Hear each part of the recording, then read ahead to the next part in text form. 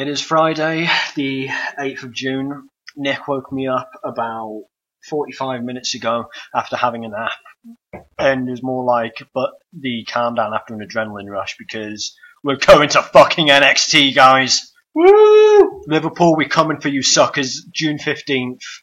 Okay, there's a bit of a plug, but if you want to meet two snarky as fuck guys in the land of the Scouts at the Echo Arena, find us.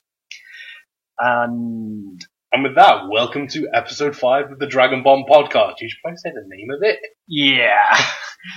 But I am still kind of buzzing over the fact that we we're going to NXT. That's fucking incredible. Yeah. I mean, Ticketmaster are dicks for the most part, but we snagged our tickets quite quickly, so that was pretty cool. Yeah, definitely. No. That's in the future. Let's talk about the past. Well, last Tuesday we were on the road to Angermania, and this week it is this episode it's a toast to TakeOver and a roast of Mania, as my friend so puts it. Yep, definitely. That is really quiet. Well, you can always boost it after anyway. Yeah. So, the WrestleMania weekend, it's come, it's gone. Overall, pretty good WrestleMania weekend. It was pretty solid. I mean, TakeOver was the tits, end of. I mean, it definitely starts at a high and kind of goes down, and it kind of picks up, and it kind of goes down. Yeah, I mean, Mania was, to put it as Jericho, it was good, but it wasn't great.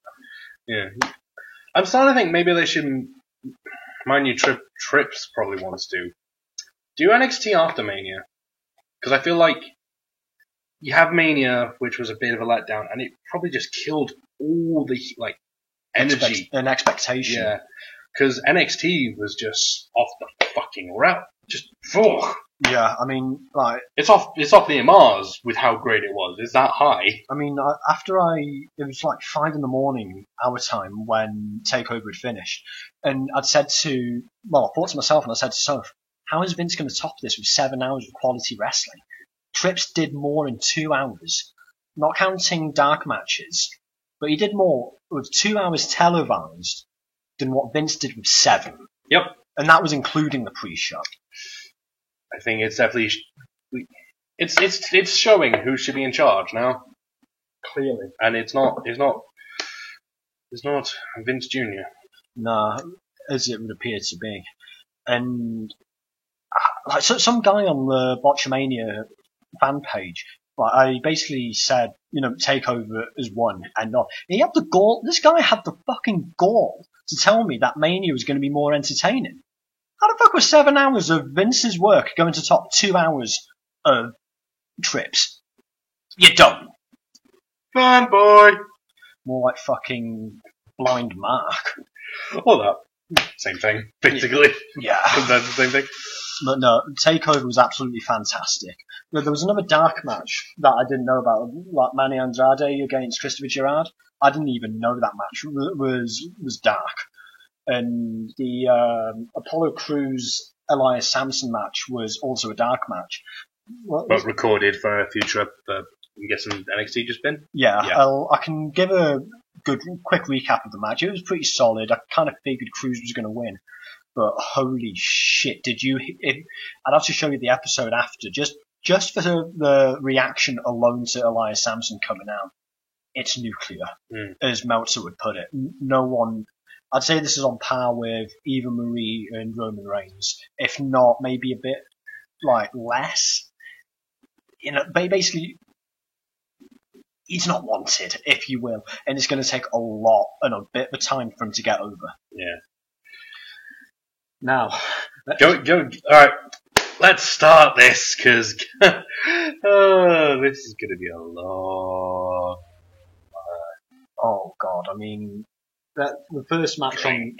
Yeah, you know what? I'm going to get that bottle of Lucozade. Yeah. Have it. Isn't it behind you? Isn't that? Oh, yeah, it's behind me. Oh. Well, that's a botch. Oh God! I mean, that mocker I've had's kind of drying my mouth a little bit already. But yeah, Dallas, the Cowboy State and all that. Man, you got NXT'd. Man, but that crowd was fucking fantastic, though. Yeah, I'm just We'll talk more about the crowd as it goes on. I mean, the first match of the night, American Alpha and the Revival for the NXT tag match. You know what? I don't like the Revival, but they can put on a very solid match. They had a great match, and this is just my opinion, and this isn't a dig against it, but on this card, this is probably the worst match, and it was amazing. I would actually disagree. Bear with me as we get to that. I know. Are you on about the one after? Yeah. Yeah. But I'll justify it when we get there. Yeah, actually, no. Thinking more about it, you might be right. This is the one I had the least, excitement for. This is the one I cared about the least. Well, there wasn't really much of a build-up towards American Alpha getting that title shot against the Revival. Yeah. I mean, the match was great. I mean, that sequence when Gable and Jordan just started doing stuff simultaneously, like Brothers of Destruction style. You know, the whole double suplex, the drop kicks and clotheslines. That was fucking amazing. Yeah. Just get a bit closer to the mic. I'm not sure if it's the mic, if this is picking it up. Is it? Yeah, it's picking it up. I'm not sure, because normally it spikes a lot higher. Do the mic, tap it. I don't think it's picking up the mic, I think it's picking up something else. Hello. Oh, no. This will be edited. Nobody will hear this. Continue! Sorry, with how low it was, I was like, is that actually... Yeah, that was weird. Yeah. But no, the match I thought was really good. I think I gave that a 4 out of 5 on my ratings on the page. I think that's what you said, yeah. Yeah, I mean, it was just great spots throughout, great movement between the two. I mean, like I said, much as I shit on the Revival and jokingly think which one's Dash, which one's Dawson, even I still don't know who is who. I was about to say, I still don't actually know, so, you know. Like, which enough. one's Dawson, which one's Dash? I mean, if I was to actually meet them, I would jokingly say, so which one of you is which? Yeah,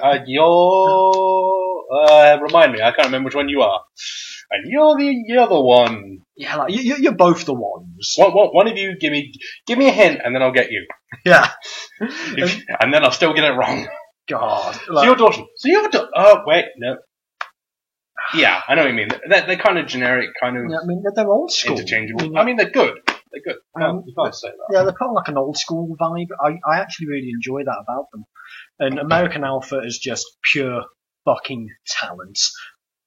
Oh, watching them is such a treat. I'm not even kidding. Oh yeah, they're just great to watch. I mean, can you imagine like the best part of when we go to Liverpool?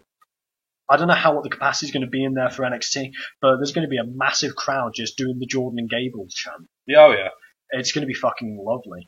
I mean, I wonder who's actually going to be there, because they've hinted at some people who will be at Liverpool. They've advertised Finn, Corbin, Bayley, Asuka Nakamura.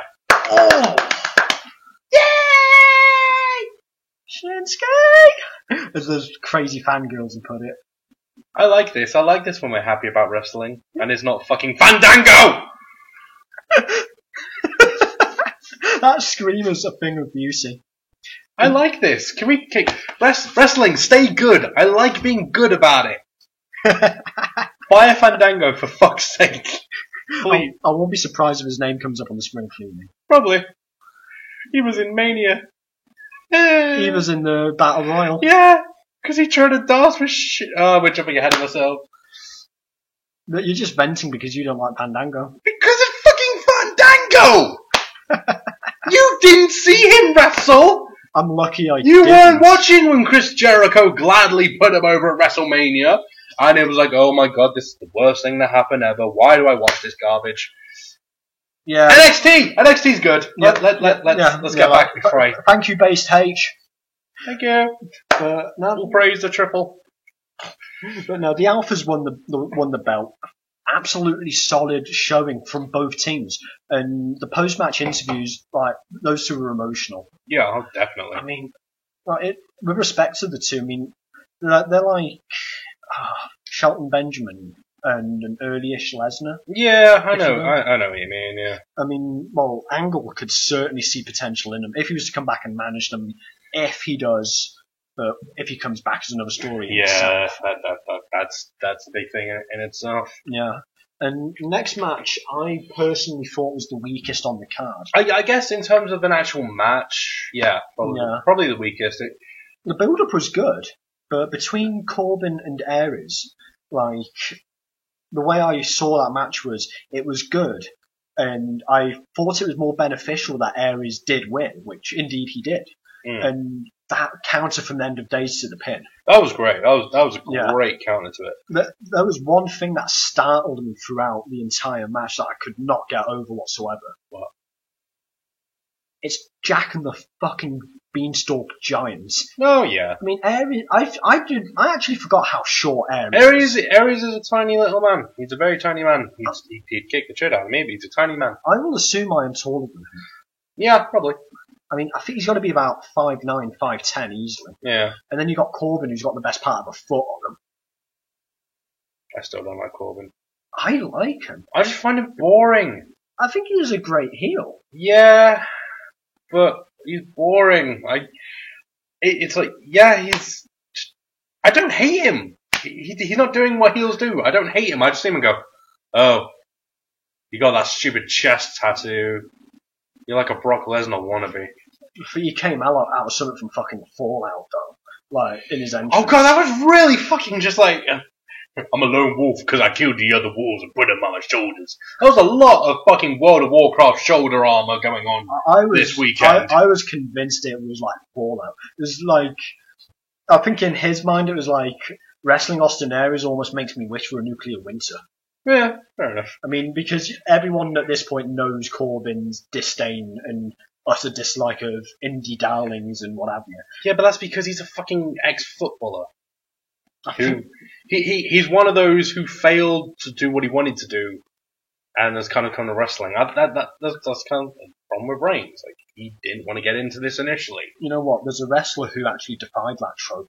I'll name him later, remind you to. I know, but like, it's an easy trope to make. Oh god, yeah. I mean, well, fucking Lesnar, like, came out of wrestling and failed the trope after it. Oh god, yeah. And that was, I don't know what to say about that.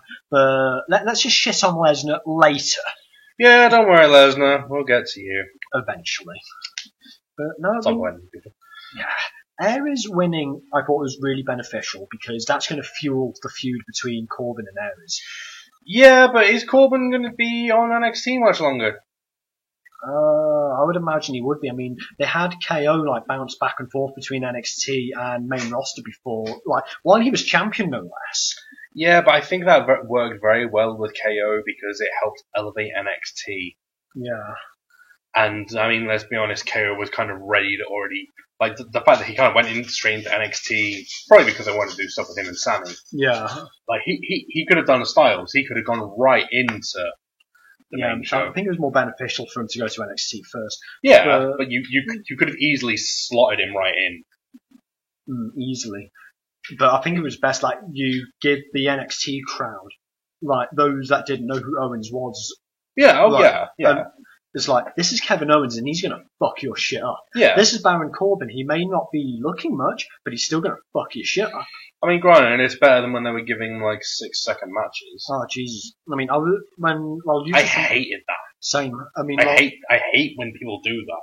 I'm not a fan of squash matches. No. I mean, with Corbin, it wasn't until Dempsey, was it? Like, it was longer than, at least longer than a minute. Yeah. And, I mean, Corbin has improved drastically. Yeah. He really has improved, like, in-ring, on mic. I still can't look at him and not think of my best mate, though. See, you think of your best mate. When I look at Corbin, I think he looks like he's about to start whinging. He's always got this, like, sort of face. Is it, Wait till you see my friend. He's just as bad. Nah, I kid. But, I was going, so what are you going to whinge about now, then? To be honest, though, I mean, it's not... The Cockney in me came out then a bit, didn't it? Jesus. Fucking... That was... White mate. Stranger! What are you whinging? Nah, that's a weapon. What are you going to do hunt an elephant? The elephant in question being Big Show and Corbin goes after him. So you've got an eye for things. Gun's not just shooting. It's about reloading. You know what I'm talking about. Let's stop doing merchant impressions. Oh, come on. Merchant was the tits in Resident. Ah, welcome. But getting back to Big Banter Baron, I'm glad he's on the up and up. Yeah. If he doesn't walk out of NXT as champ at some point, I will be somewhat disappointed. I mean, Cruz has already kind of got the push. He debuted on Raw. He hasn't had it. Ends up in casting, win the tag titles. Best tag team to have not won it. Yeah, definitely. But no, let's get back to NXT. We're going to get to Raw later. Yeah, but it's too easy to go. It's like, oh, remember this is cool. But yeah, we We kind of got to get back on track. get back on track, damn it! All right, Vince. Damn it. It's not our God! It is not our fault we rip into anything and everything in between, including you and your Mae Young sex tape! That lockbox is gone! Fuck. I can't believe we... I just reminded myself of the Mae Young sex tape. And the hand. No, next Now, match. thing is, we're pissing about because we're getting... This is it. Yeah. This is where we're gonna go... We're not gonna be our normal selves and be all jokey.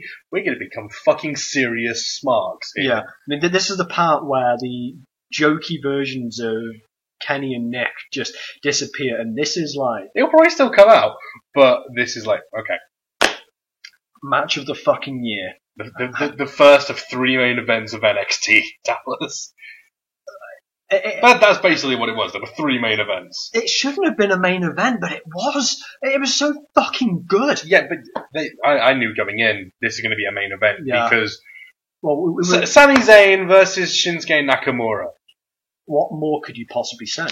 I mean, well, we were saying that was hands down going to be the match of the night. Oh yeah, I knew that going in, and it was just fucking hell. It was. Yeah, I mean, the entrances was great. I mean, the crowd going with Zayn's entrance. I want to be a part of that in Liverpool. Oh yeah. But then again, Zayn's not going to be there anymore, and it makes me sad. He might do one more tour with them. I wonder. Possibly. Yeah, could do. Mm. But no, Shinsuke's entrance was fucking. Oh! Just the reaction to Shinsuke coming out. It was like, I bet you couldn't have. If you didn't know who Shinsuke Nakamura was, and you were sitting there, you would have got the feeling, okay, this dude's a big deal because everyone's fucking on the roof right now. Yeah, I mean, the holy shit chant started before he even got in the ring. Yeah, oh yeah. Now, I'm going to just quickly test your knowledge with a quick question. Name me the last time a holy shit chant started before someone got into the ring. Fucking hell, I can't remember. Finn Balor at our Evolution. Oh yeah, was that his first? No, that was his first. That was his debut in the Demon. That was his first Demon one. Yeah, that was good.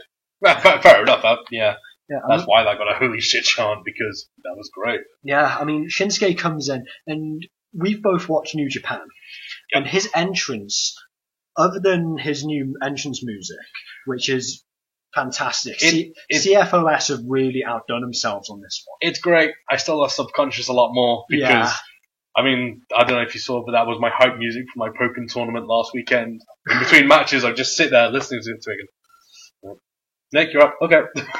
Like, Nick, okay. hang on, let me just get to the... Okay, let's go. Yo! The entrance, like you could have dubbed Subconscious over it, and it would have been exactly the same. Yeah. I'm so glad they were able to they kept the look, they kept basically just how they slightly altered it with the jacket, but it was still, it was ultimately Shinsuke. Yeah. Transplanted from New Japan to the dub. They just went, bunk, bunk. Yeah, literally. The only thing was, we can't have the music, sadly. Alright, we'll figure something out. Yeah. And, yeah. Like I said, you could put a Subconscious over that and it would have been the exact same. Exactly. I mean, the mannerisms, the movements, everything was there. It was motherfucking Shinsuke. Yeah. And it was fucking awesome. Just... I was having chills. We could not believe what we were seeing. And when he dropped that yell in the ring... In the ring. I have no shame in admitting I did that. Yeah. Because... Thanks to you introduced me to the guy in Wrestle Kingdom 9. I like that I'm the one that got you back into wrestling. Yeah. I am Wrestling Jesus. You're like Saint. I'm John Cena! And we've gone back to jokey form. Sorry. Lasted, what, a minute? It lasted a couple of minutes easily. You know, the match itself from bell to bell was fucking solid. It was Fucking vicious. It was magical. It was like, there was just points, like, when they're just giving each other forearms, and it went on, and on, and on, and it was like, holy shit, one of you just stop! Like, one of you stop before you knock each other out. Just bunk, and they both fall over, and if they said they knocked each other out for like a minute, the crowd would have still been fucking losing their shit. Yeah, I mean, 'Cause Zayn and Nakamura, those two went at it heart and soul against each other. If that is Zayn's last NXT broadcast match, he fucking went out on an A-star. He went out in style. You know. He went out in strong style. Hey! No, I mean, there was one. I've watched that match twice. A mate of mine's coming over next week, and I said to him, "We'll have to watch her take over Dallas." And I don't. That match was just a thing of fucking beauty. Oh god, yeah. There was one spot that made us shout, "Holy shit!" Which one? When Shinsuke just basically said "Nope" to that through the rope. Oh my god, yeah, fucking hell! Just like we saw Sammy like cocking up, ready to run, and he makes the jump. It's like, oh my god, he's gonna punt, bunk. and just like, holy fuck! Did he just? And we saw the replays. Like, that's never happened before. No one has ever thought to kick him in the middle of the ropes. Yeah, but it was like when CM Punk kicked Cena for the first time doing the "You Can't See Me." Like, why didn't anyone else do that? Punk was the first person to go, I know. Oh god. But yeah, it was just. There was not a soft hit in that match. No, like those two could have turned it into a legit brawl if they wanted to. Shinsuke's nose got busted open, didn't it? Yeah, much like another debutant, our Evolution, if you remember, because Owen's got his nose busted open by CJ Parker. Yeah, he got it broke. That was so broken. Yeah, well, you can see the cut line. Shinsuke just had a bit of blood. Yeah, KO was full on. His nose was broken. I think it was by a kick that he did or something. Or it was by the sign, because CJ Parker had the whole gimmick going on at the time. And that match was just fucking beautiful. And I am so glad the Bomb-IA, well now the Kinshasa, there is a reason for that. But the Bomb-IA, when it connected, I felt it. Oh god, yeah. I mean, it's like I said to you, Zayn's going to get his head kicked in. Yeah. And definitely. We're going to hear that live. We're going to hear that live. That's going to... Oh, Jesus. I can just... Granted, we're in different sections, but we'll just both feel it. We'll both be going, oh! Yeah. Oh!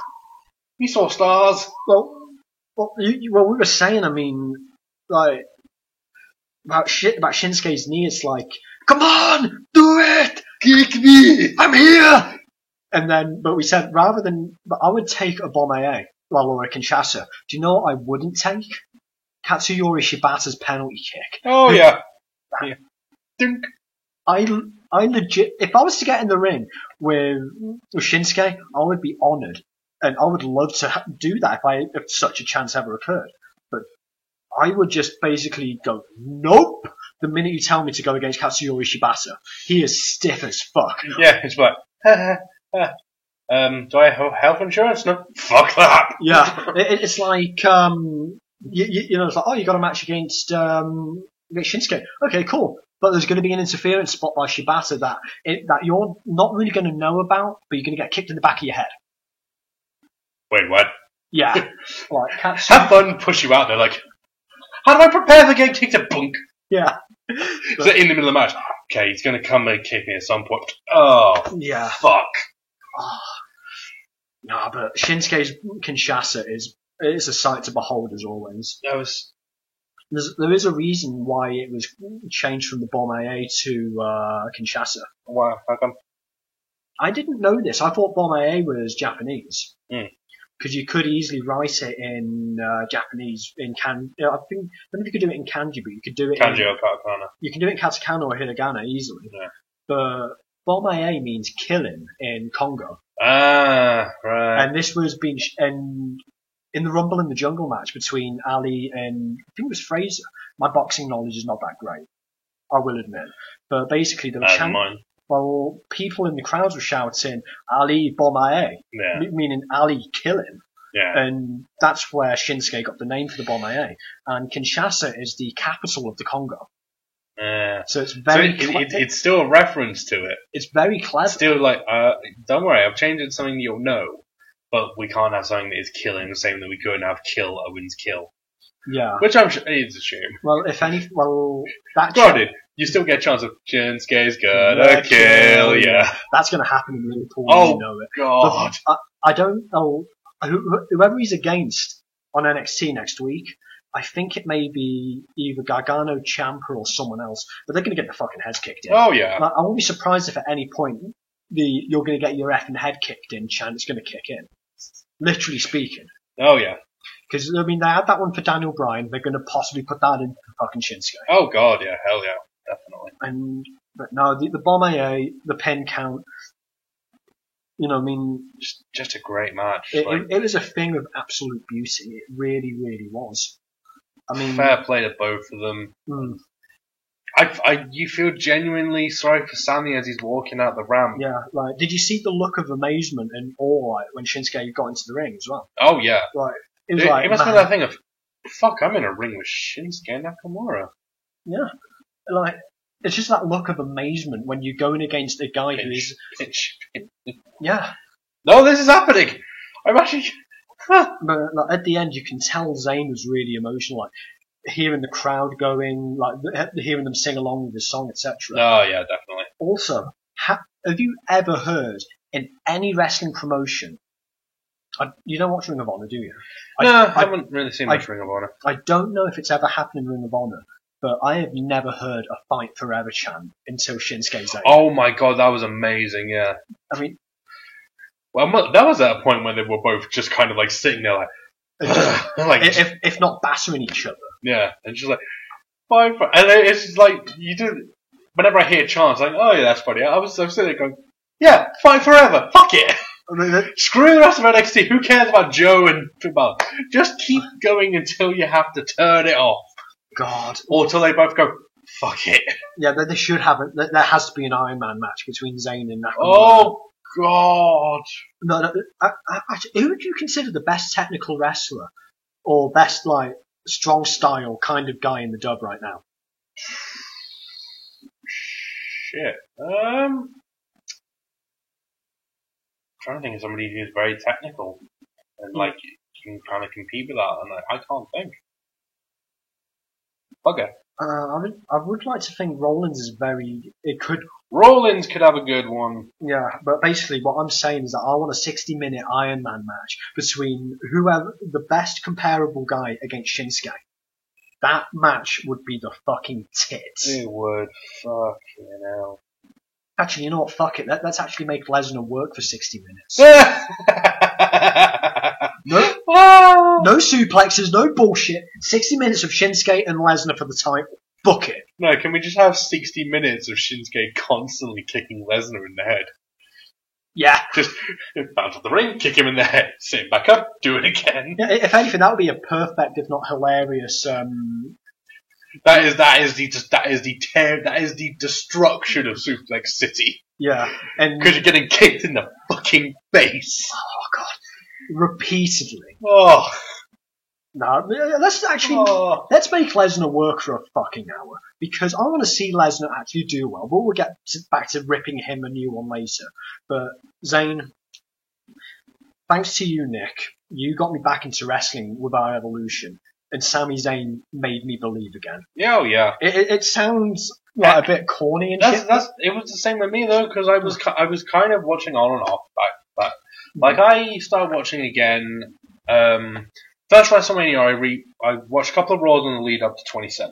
Yeah. And then I watched WrestleMania 27, which is regarded as one of the worst, because that's the fucking Miz winning. Wasn't that the one with Bret Hart against Vince as well? I may have been. I actually can't remember much of the card. But yeah, that's the one where the Miz just does not shut up about. Yeah, because he won by count out, which was the fucking worst. But yeah, and then from 27, and it was the thing of like, I was kind of just watching it, and I loved like when the CM Punk stuff started. it was the CM Punk was great. Like Yeah. he was lightning in the bottle for that. Yeah, I mean, Then he left. You showed and- me the pipe bomb as well. Like that was another factor that got me back into wrestling as well. Yeah, that was a great promo. But like after Punk left and all that stuff, and it like even during like his just how they were booking him and stuff, and it was just that thing of man, wrestling is just getting kind of shit. Yeah. And then I was listening to Giant Bomb's wrestling podcast. They do a thing on their premium stream, and they kept talking about NXT and how NXT is great. And I thought I'm just gonna look it up, and downloaded an episode, watched it, and my mind just got fucking Boom. blown because of how good it was. Yeah, I mean, you told me to watch Our Evolution, I don't know how many times I told you to watch Lost Our count of it. Evolution. but we finally got around to it in January last year. Yeah, And me and Soph just sat there like slack-jawed, like our jaws basically hit the floor like with every match. And we at the time we called it perfection. Like that was arguably one of the best specials we've ever seen. oh yeah, And the main event match, Neville against Zayn, was hands down one of the best matches I ever saw. that was incredible to watch. And Sami Zayn made me believe in wrestling again. Mm.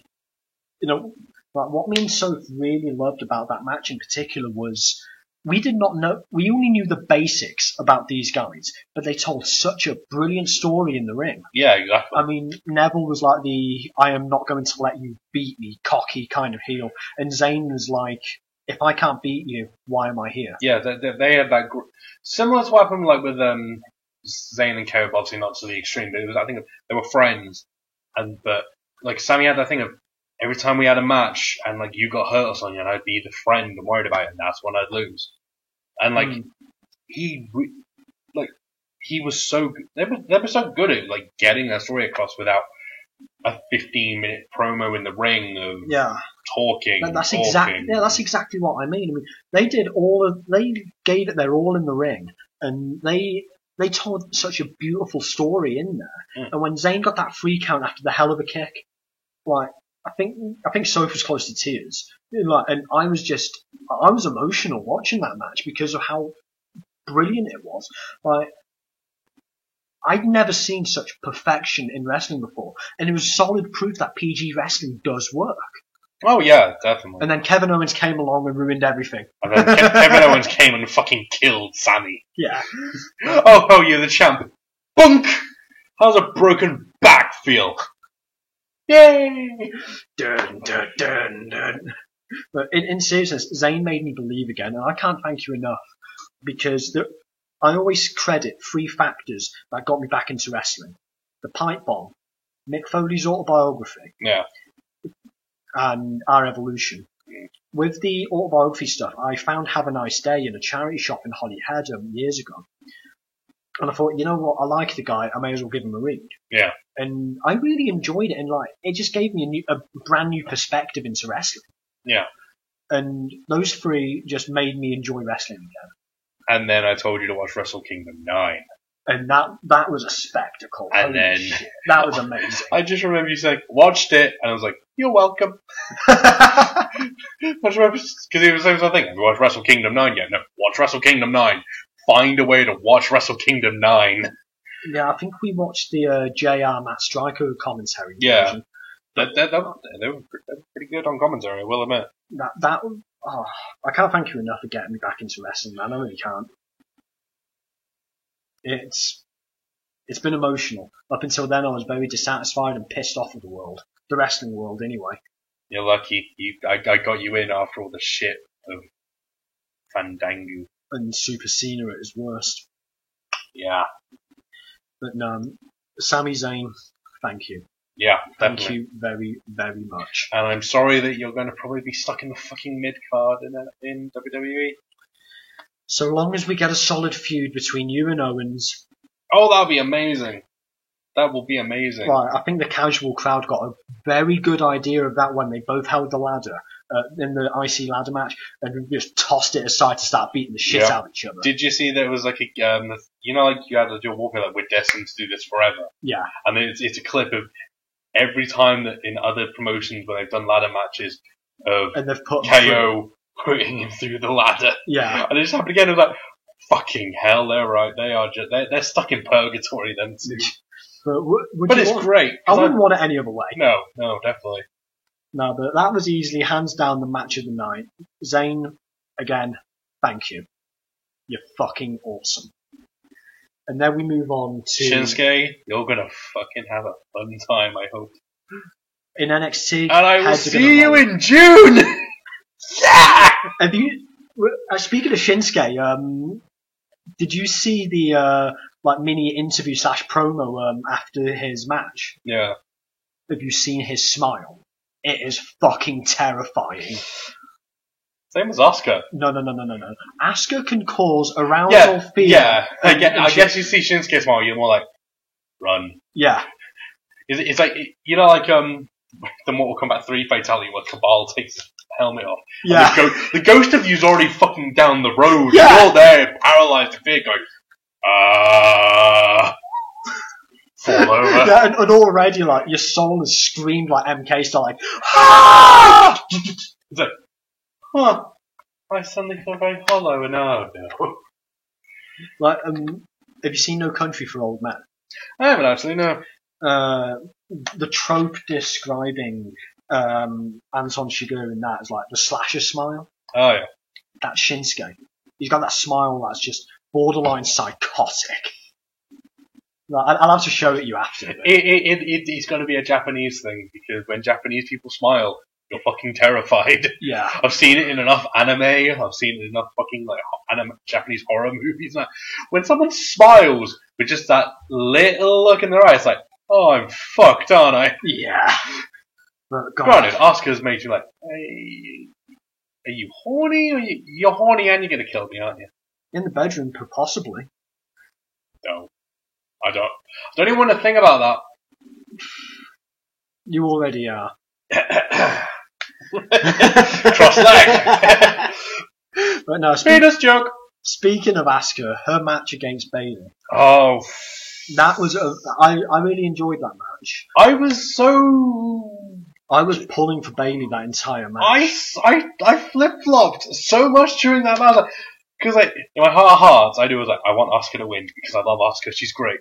But the bit stuff going on, it's like, come on, Bayley. And I'd be like, no, go Asuka, go Bayley. Now, were you like wacky wavable inflatable flailing 2-bar man at some point?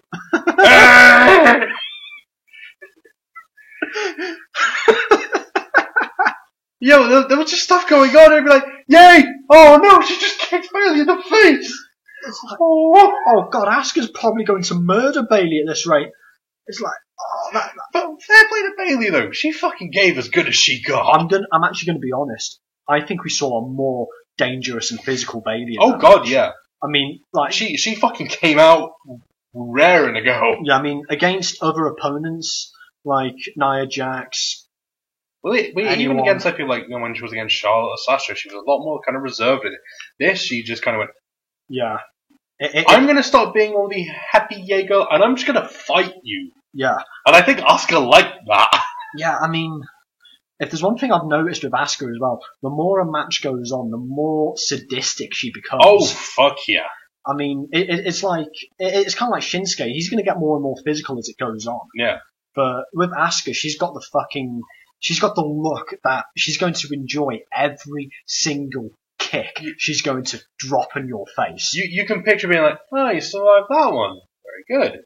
See how you do against this one, though. And it's just like, I just wet them. Yep, Bayley wet them. But then those boys just sit there going, fucking kick. Time it. The most craziest moment for me in that match, though, was the two Asuka locks straight after each other. Oh, man. Like, the second one. That finish is a great finish. Yeah. Because it's your Bret Hart Austin finish. Yeah. But nobody, like, the thing I love about it is Asuka didn't turn heel. She wasn't a heel for it. And there was no hate against Bayley because she didn't tap out. Well, the thing is of Asuka, I mean, when it comes to face-heel alignment, she's neither. She's not a tweener either. No. Like, she just comes in, fucks shit up, leaves. She is what Brock Lesnar says he is. She's a prize fighter. Yeah, but the thing is, But she's not one that you're going to boo because they're boring. Well, look, You're going to like Asuka because of how talented she is. yeah, You're not going to like her because she's a good guy and she's going to be all like, hey! You're going to like her because you're impressed with how fucking skilled she is. yeah. I mean, but what I love about Asuka, as well as her character as well, she's not in it for the belts. She's not in it for the glory. She's not in it for the money. She's in it because she fucking loves to wrestle. Can I also just say how fucking terrifying her mask was? The fucking, like, fake crying blood stuff. That was she comes out and is like, oh no. And she normally comes out and it's just plain white. The typical kabuki mask, yeah. And I was like, oh, I liked it. Oh, it was fucking amazing. Everything about it was fucking amazing. But it was just like, like I said, like I'm happy Asuka won. I wanted Asuka to win. But so many times I was like, oh no, Bayley. It's like, why can't there be 2 NXT women's belts? Did you see the series of tweets Asuka put out after her win? I don't follow on Twitter. I should do that. Wow. I know. That is... Bear with me. You're actually doing this on your phone now? Yep, let me load up Twitter. You do you. Just Phil for a minute. Yeah. But basically, if you see the tweets, Asuka's got a very intelligent mind when it comes to women's wrestling, when it comes to wrestling on a whole. The gist of it was, female wrestling is almost non-existent, if not a niche thing in Japan. People will get to here because of their talent, because of what they do. Oh, you stupid phone. Sorry. And I think I do follow her, actually, because I remember she retweeted... Yeah, I follow her. Yeah. Yeah, because when I bought the Asuka Tomorrow Brings Danger t-shirt, I remember that she favoured it. Retweeted it, and then a bunch of other people favoured it and retweeted it. I was like, oh no. Oh man, but there was one... Do you think I could ask Asuka to kick me in the face in June? Do you think that... I don't know, you've been to an NXT before. Was there any, did you get any sightings of people outside the arena or anything? No, actually. But speaking of Cardiff, I told you this on Facebook, and I may as well mention it on podcast. The whole Ticketmaster fiasco. Yeah. When we realised this, we paid £125 each for 4th from front row, and it was £15 more than VIP meet and greets. And did I tell you who was on that meet and greet for Cardiff? No. Bayley and Joe. Oh my god, that'd be amazing. When So found this out and told me, we were fuming. I'm actually going to be... Don't be surprised if I'm still pissed off about this for a long time. Yeah, I'm not surprised. Because of Ticketmaster and their fucking shenanigans, we basically missed out on a chance to meet the Hugger and... the Samoan... submission specialist. Yes. Well, on an interesting side note... The only Samoan worth caring about at this point. At least he's a legit... I think he at this point in time. No one cares about the Rock. On a joke side note, you've seen the photo of me and So throwing the 2 sweet near ringside. Yeah. And you notice I was wearing my Los Angeles Kings jersey, the purple shield. Yeah. Oh, I was wearing that. I said so. Bayley's from San Jose, who are obviously the northern upstate rivals of the Los Angeles Kings. Mm. And I thought, do you think she would have had something to say considering I was wearing that jersey if we'd have met her? Yeah, maybe. But why the fuck are you here? Yeah. She'd probably instantly think you're American. It was like, what the fuck? Yeah, but it would have been following me to rub it in that we're rivals. Oh no, but there's an even better hockey story that I'll tell you after the podcast. Okay. And for Joe, it would have been even funnier because he's from Orange County. Mm. And Orange County is home of the Anaheim Ducks, another rival of Los Angeles. Damn. Yeah. So I would have walked into the Lions Den wearing my jersey with pride. It's like, I'm wearing my Balor Club shirt under. Bayley may have approved. No, we'd be like... Initially be like, why are you lifting your shirt up? Security's watching going, get ready to tackle him. I think he's about to try to pounce her. He's going, Bayley. Like, I had my Balor Club shirt on, so that would have been a saving grace for Bayley. And Joe would have fucking just Give you a muscle buster right there. Through a table. Bunk. That's what I think about that. Next. Yeah, like Kings fan and Balor Club? Thump! Don't worry, he's fine. Ow! Shut up. He's like kicking. Looks like kicking onto like be quiet. He's like, oh, I can't feel my back. coughing up blood. Damn You're fine. The table broke your foot. No, it. But if we do catch any NXT folk out and about in Liverpool, that would be great.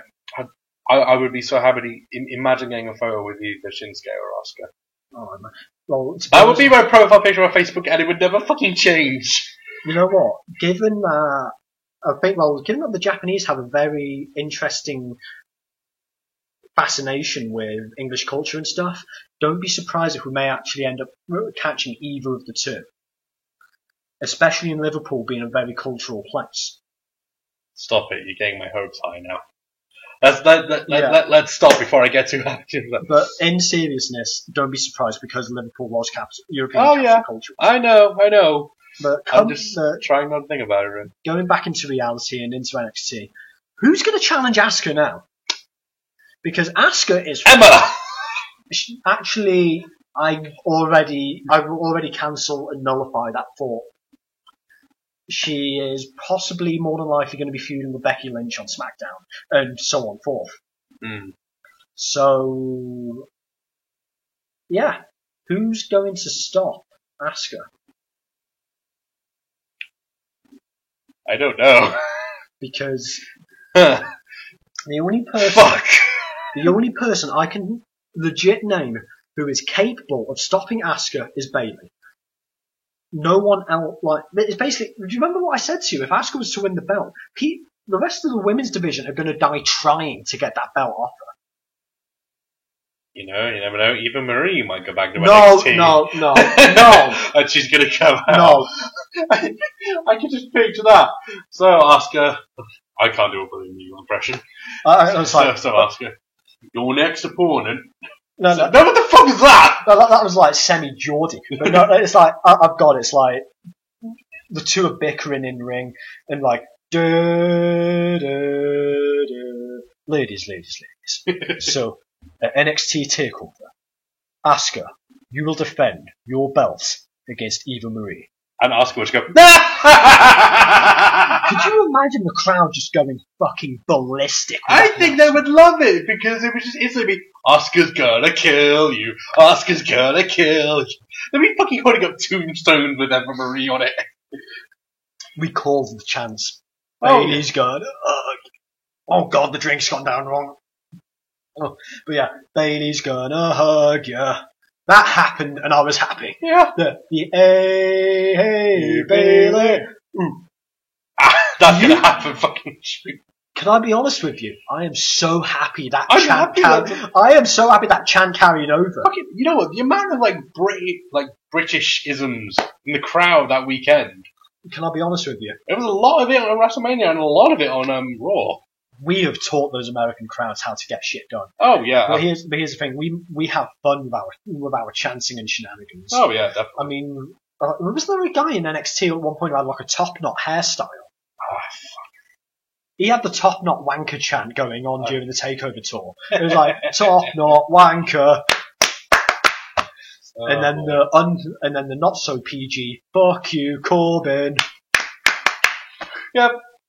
You know. And but just the only thing is, I feel like that match ended quick because the ref checks on Bailey, because they normally do like the whole your arm goes up 3 times. Yeah. He did it once and then rang the bell, and I was like, okay, that's because maybe the 3 times they only do it when they're gonna go like the hand's gonna go. Oh, I'm alive. Oh, gee, yeah, but I think Bailey will take it back, all being well. But on the other they're going to have a great rematch. Oh god, yeah. That rematch is going to be great. And whoever else that isn't Bailey's going to get hold of that belt, they're going to die trying. And Asuka's just going to put her foot on, I'm going to say Nia Jax. Like, she's going to put a foot on Nia Jax, hold the belt above her and just lick that belt in front of her. Like, mine. Because you can expect Asuka to do that. Yeah, have you seen, someone shared a gift, like, from a went other stuff in Japan. She had this girl in a hold, Yeah. licks the side of her face, fucking just grabs her boobs and just gropes. She's like, just got her hair and was like, and it was like, I need to watch more Japanese wrestling. Oh, it's amazing. And she's like, just sitting there, Nick, why aren't you clicking off the tab? Shh. Having a moment.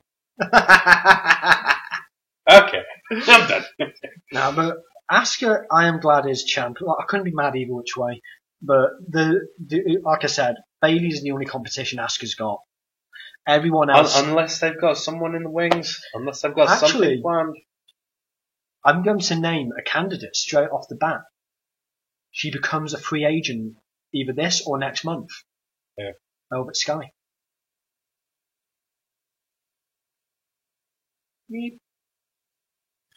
Oh. Oh no, don't let me choose the team, no. Yeah, Teddy bear, help me. Teddy ain't going to help you. Teddy, help. The big ass Teddy is not going to help you. He's going to sit there and watch Asuka maybe half murder your favourite TNA knockout. I'm gonna check out we can. No, it'd have to be Asuka. Yeah. You've, like, you chose. I hate you, Kenny! You're a dick! What? What? What? What? Yeah, Velvet Sky becomes a free agent next month, and I would say she's going to go to NXT. Oh. Oh. I think Nick's diving onto heaven. You've diving onto heaven, haven't you? Yeah. I wouldn't have to watch TNA to see Velvet Sky anymore. It'd be fucking great. Well, just want to mention TNA before we go on to the next.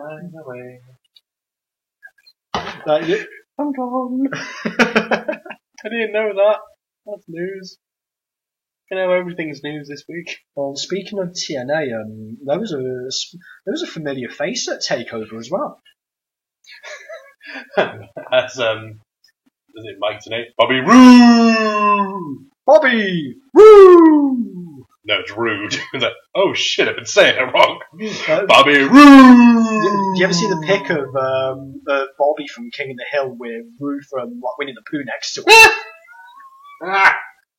You never seen that? No, that's not great. No, but yeah, Bobby Roode was in the crowd. Bobby Roode was in the crowd. Ibushi was in the crowd. Oh yeah, I think Ibushi said he's going to take part in the Global Cruiserweight Series. Yeah. Do you think he's going to come to NXT because he's a free agent as well? Well, let that sink in for a minute. So you're going to get NXT. Put it like this, right? If all goes well, yeah, you're gonna have what will eventually be a healthy Itami, Asuka, Nakamura, and hopefully Ibushi. Fuck. Yeah, think about it. Fuck. Triple H, you're the real. Fuck. You're the real legend. Vince McMahon, fucking jabroni. Fuck. Yeah, but think about not me. No. Fudge. Crap baskets. Yeah, you Oh my god. are creaming yourself with this possibility and concept, aren't you? Maybe. A little. Yeah, like 4 top-notch Japanese wrestlers under NXT. Oh god, that'd be amazing. Which brings me to a very interesting point me and Soph realised. I think it was Soph who actually pointed it out. Trips has been very internationally diverse Oh, with God, NXT. yeah. I mean, when you look at the NXT 5, how many are American? None. No. Itami's Japanese. You've got 2 French Canadians in Sami Zayn and Kevin Owens. And Zayn is of Middle Eastern descent. Yeah. I believe it's either Lebanese or Syrian, either which way. You've got an Englishman in Adrian Neville. And you've got an Irishman in Finn. Yeah.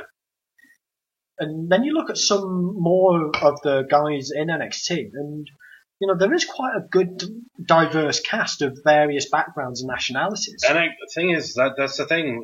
He's not being like. racist is the wrong word, but he's not just sticking to one country. Exactly. He's actually doing the thing of he's probably watching all the other promotions in the products out there, Yeah. seeing and think as opposed to Vince like, brah, there's nothing better than WWE. Brah, Kevin Dunn, what do you think? Yes, Vince, I agree. Brah, millennials. Well, Cesaro came in. Oh, NXT, fucking he switched. Cesaro's Let's get- return. I know we'll get to that. Yeah. Ripping the suit off. Like, Ah! I fucking love Cesaro. Cesaro's the fucking best. And, That fucking spiked. but in seriousness, I mean, even when you look at others in NXT who have come in through the pipeline, they've all got diverse and very good backgrounds. Yeah, exactly. I mean, like I said, the NXT 5 aren't American. And Bobby Roode is Canadian himself. He's a Toronto native. Yeah. But let's get on to the main event. Finn Balor, the Demon, versus the scariest Samoan known to fucking man. Also known as the Samoan Demon. With good reason, if I will add. Oh, fucking hell yeah, that was fucking terrible. Samoa Joe is great. I don't know how old is Joe at this point. I think he's in his mid-30s. So he's probably, and you know, he's a bigger dude. Yeah. He's one of those big dudes who's incredibly athletic, though. But seeing him bloodied up was legit scary. watching that replay of that headbutt, oh, I'm gonna be I honest. wish they hadn't shown that in slow motion, because it was like, you feel your head, because you're like, Yeah. oh. I don't know how he got busted open either, but like when you saw the blood just pouring down. And like when he gets kicked in that and goes flying and there's just blood spray everywhere. It was like something out of fucking Mortal Kombat. Oh god. Well, I was telling you, while I was getting my drinks and munch and stuff, for the Dynasty Warriors fans out there who are wrestling fans themselves, Samoa Joe is the Lou Boo of NXT. He is downright fucking terrifying. You hear the fucking intro to his theme and it's like, you're fucking dead, mate. Yeah, I was like, uh-oh. And it's like, the blood only made him scarier. Like I said to you, I know they had to patch him up, Yeah. but what they should have, because basically doctors didn't have to. They've got to run in and patch him up Yeah. for safety and medical reasons. Which really ruins with the pace of this match. Well, Which takes away from this match. But one thing I would have loved if Joe done before they fully patched him up is he just gets all the blood on his hands and just smothers it down his face. yeah, and then Joe became a demon. And just like have it that Finn hasn't seen it. It's like Finn's like in the corner going, okay, and he does it and turns to look at Finn. And I bet Finn would have fucking just Shit himself. he would have like full on just stomped back on, what the fuck did I just do? Yeah. What the fuck have I done? Yeah, I mean... Because it is just fucking terrifying I know. watching Joe. I mean, he's great to watch, and he's a scary looking dude as it is. Fucking just blood pouring down his face. Yeah, I mean... Fuck, that was just... Well, Soph watched a few of his old Twitch TV gaming stuff. And even in interviews and stuff otherwise, he's the most soft-spoken wrestler I've ever heard. You know He what? sounds so fucking nice, but he is fucking frightening. You know what I really do need to see? I Go. need to see his stuff against CM Punk. I think it was Ring of Honor. Yeah, That is meant to be fucking amazing, and I would love to see that. we'll have to find a way to watch it. I think there's DVDs out there. Yeah. Probably easy to find. But no, a bloody Joe is a scary Joe, and that match was really good. The pacing was killed thanks to the medics, but I can understand the medics. Yeah, I get why. Like this is the thing. I get why they did what they had to do. But unfortunately, it does kind of kill the pacing of the match. Yeah. But I understand why they had to do it. And The fuck PG chant. oh, that was amazing. Like, you could hear it. I love the fuck PG chant. I don't like the let Joe bleed. It's like, okay, I get that we're all like, yeah, cool, but the dude might be fucking hurt. If he's hurt and doesn't feel like, no, let's sort this out. That's pushing. That's just Yeah. a bit like, okay, guys. The let them fight chant was Let them justified. fight was great. Yeah, that was I mean- justified. Fuck PG. Oh man, that was the loudest chant of the night. I don't know. I think the initial reaction to Shinsuke may have actually taken the roof off the building. Yeah, there was nothing left. It sort of popped up with woo.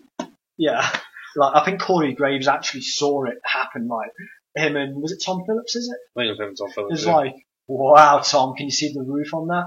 It's gone. Well, PS3 just turned on.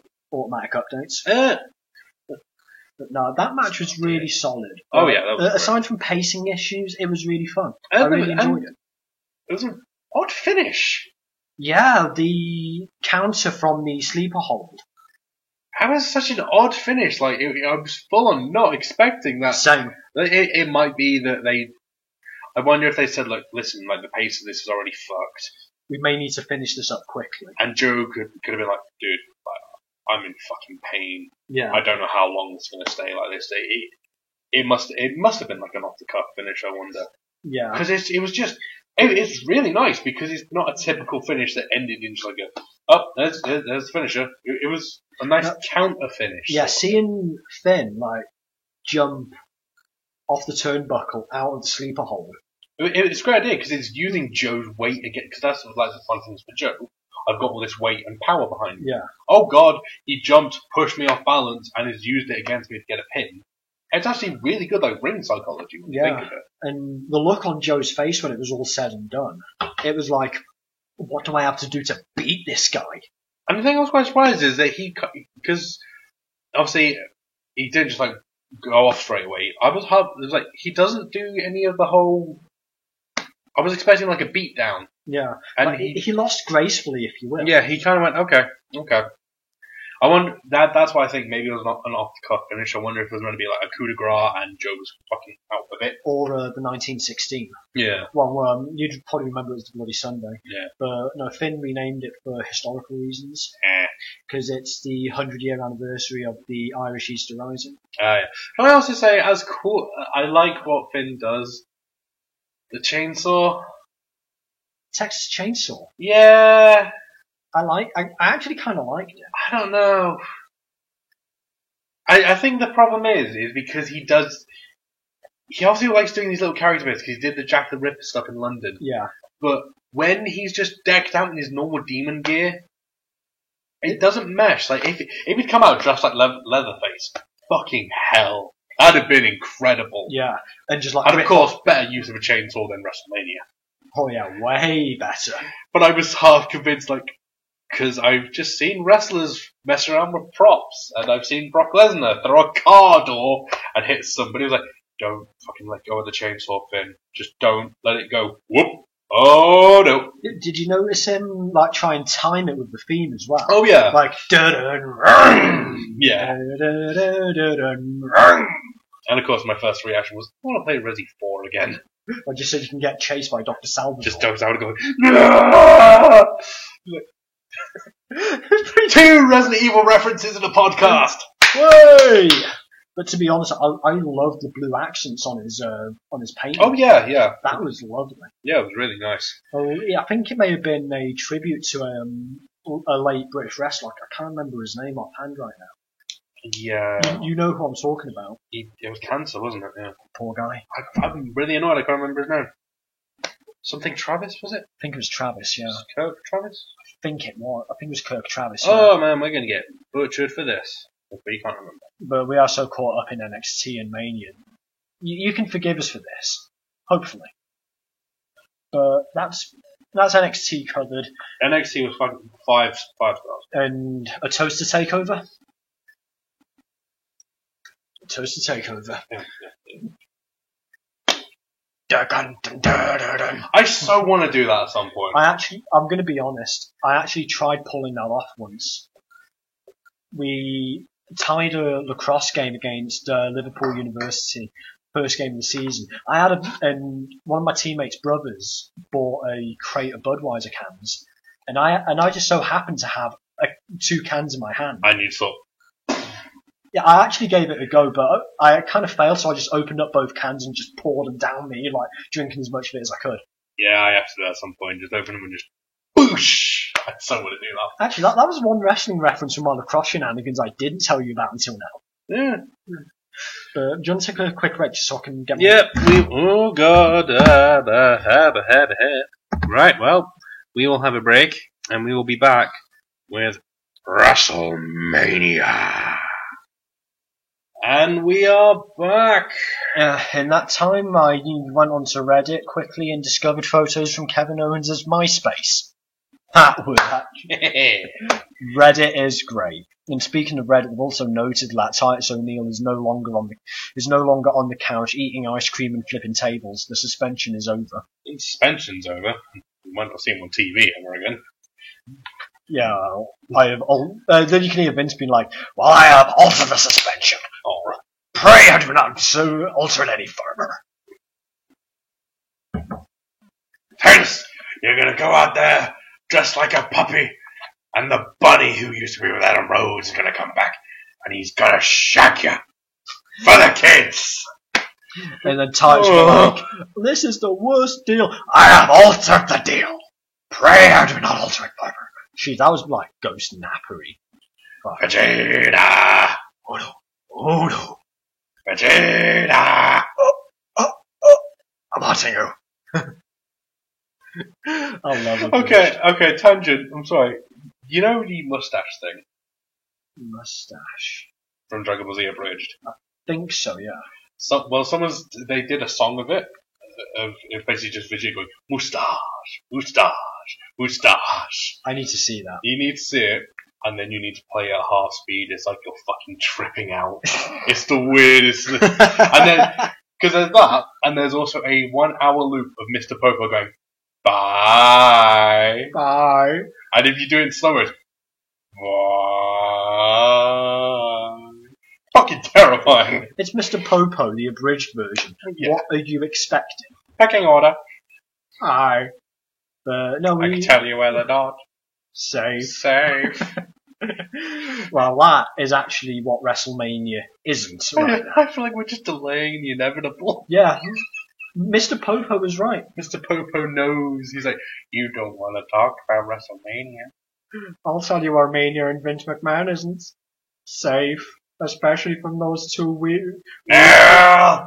Put Mania on! No. The guys from Dragon Ball are about to roast WrestleMania. Turn it up! Turn it I'm up. too fat to move! Right, WrestleMania!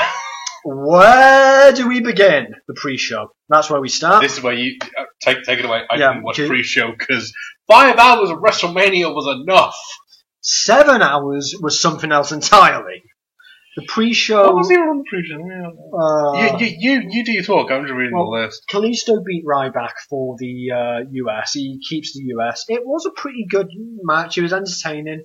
David beat Goliath again. Well, the entrances weren't exactly spectacular or anything. Well, there was a massive cock-up. Did you hear about the cock-up about getting people into the stadium? Yeah. During the pre-show, there were still 100,000 people. Yeah, it was kind of like cramped rushing in, wasn't it? Yeah, the AT&T Stadium weren't getting people in. They fucked up. Yep. Now, US title match, predictably came and went. Entrances weren't spectacular. The one thing I heard about that was apparently Ryback wasn't happy. And apparently once Kalisto beat him, he got out the ring super quick and walked off. I'll have to rewatch that. Because that's just stuff I heard. Because I've seen a couple of video recaps of the pre-show, and I heard one saying, Ryback pretty much just got pinned, got out and fucked off. Yeah, I think in his state with his character, he's meant to be like this, well, fuck you all, I'm doing my own thing, and then he gets pinned by a midget, for lack of better words. Yeah, but I wonder if he just was genuinely not happy about it. It's main roster booking. Yeah. And then we had Total Divas being Brie Bella, Paige, Natalya, Alicia, and Eva Marie. I have boobies. I'm a redhead. I got tits, and I can't wrestle. Do you remember me on the Fastlane cover with the wrong flags? You were so pissed off about it. Because they were checking flags. That's the finishing line, not the start line. And then we had Team Bad and Blonde, which was Lana, Naomi, Tamina, Emma, and Summer Rae. It was actually not a bad match. Was it a bit of a clusterfuck though, with there being 10 divas? It wasn't. Women, not divas anymore. It wasn't too bad, in all honesty. I have But- seen a gif of Lana slapping her ass. Did you not? Did you seen the outfit you were wearing? Yeah. Rusev, you're gonna be fucking match carrying that shit for days, boy. Yeah, but Jesus, I did not. The one thing that came as a surprise to me. Rusev Futria. Rusev match.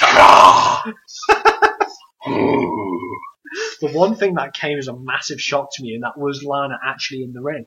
Like it wasn't the Dolph Ziggler clothing, it was actual wrestling attire. She actually put out a good kick as well. Yeah. And How was Paige in this? I think she just came and went rather quickly. It wasn't anything noticeable, really. For fuck's sake. But when Eva Marie got into the ring, it was beautiful. The fucking boos just boom! I can't believe WWE thought having her show up was going to be like everyone going, yay! The crowd of Raw just went, If Dave No. Meltzer was anything to go by, apparently the dub was expecting a massive pop. yeah, they were expecting her to be like, oh my god, it's Eva Marie, yay! As opposed to, oh fuck, it's Eva Marie, boo. Do you remember that the Dane Cook joke where like I can't remember the exact sequence, but it's like, oh fuck, Eva Marie is coming. Who? Fucking Eva Marie is coming. That was basically a general just like I just saw Eva Marie like coming in like parading with fucking the Total Divas like going down the ring ramp. And it was like, oh god, why are you fucking here? Because, Yeah. It was a decent match, good spots throughout from both sides. It wasn't that bad. And I might still watch it if I find myself needing something for background noise, maybe. yeah. It was one where Brie Bella. She got the yes lock, didn't she? Yeah, I can't remember who she made tap, but she got the yes lock. Everyone loved it. She gets carried out like a champ. Do you think this is Brie's retirement match? She's said it isn't. Because there's been a lot of hints going on that there's a lot of hints going on that she wants to retire and just go kind of live her life with Brian. She's actually had With, not of Brian, I may have said life of Brian. She wants to live the life of Brian. I'm trying to think of a perfectly good Monty Python joke to put into this now. Well, what the WWE ever done for us? Well, they provided good wrestling, like good characters over the years. Yeah, there was that. They gave us The Undertaker. Yeah, that's certainly true. And Batista is also known as Biggest Dickus. Biggest dicks. Please tell me you're familiar with that. Every wrestler AMA on Reddit. I know everyone wants to know about Batista's dick. I don't like the fact that everyone wants to know about Batista's dick. How did it start? I don't know.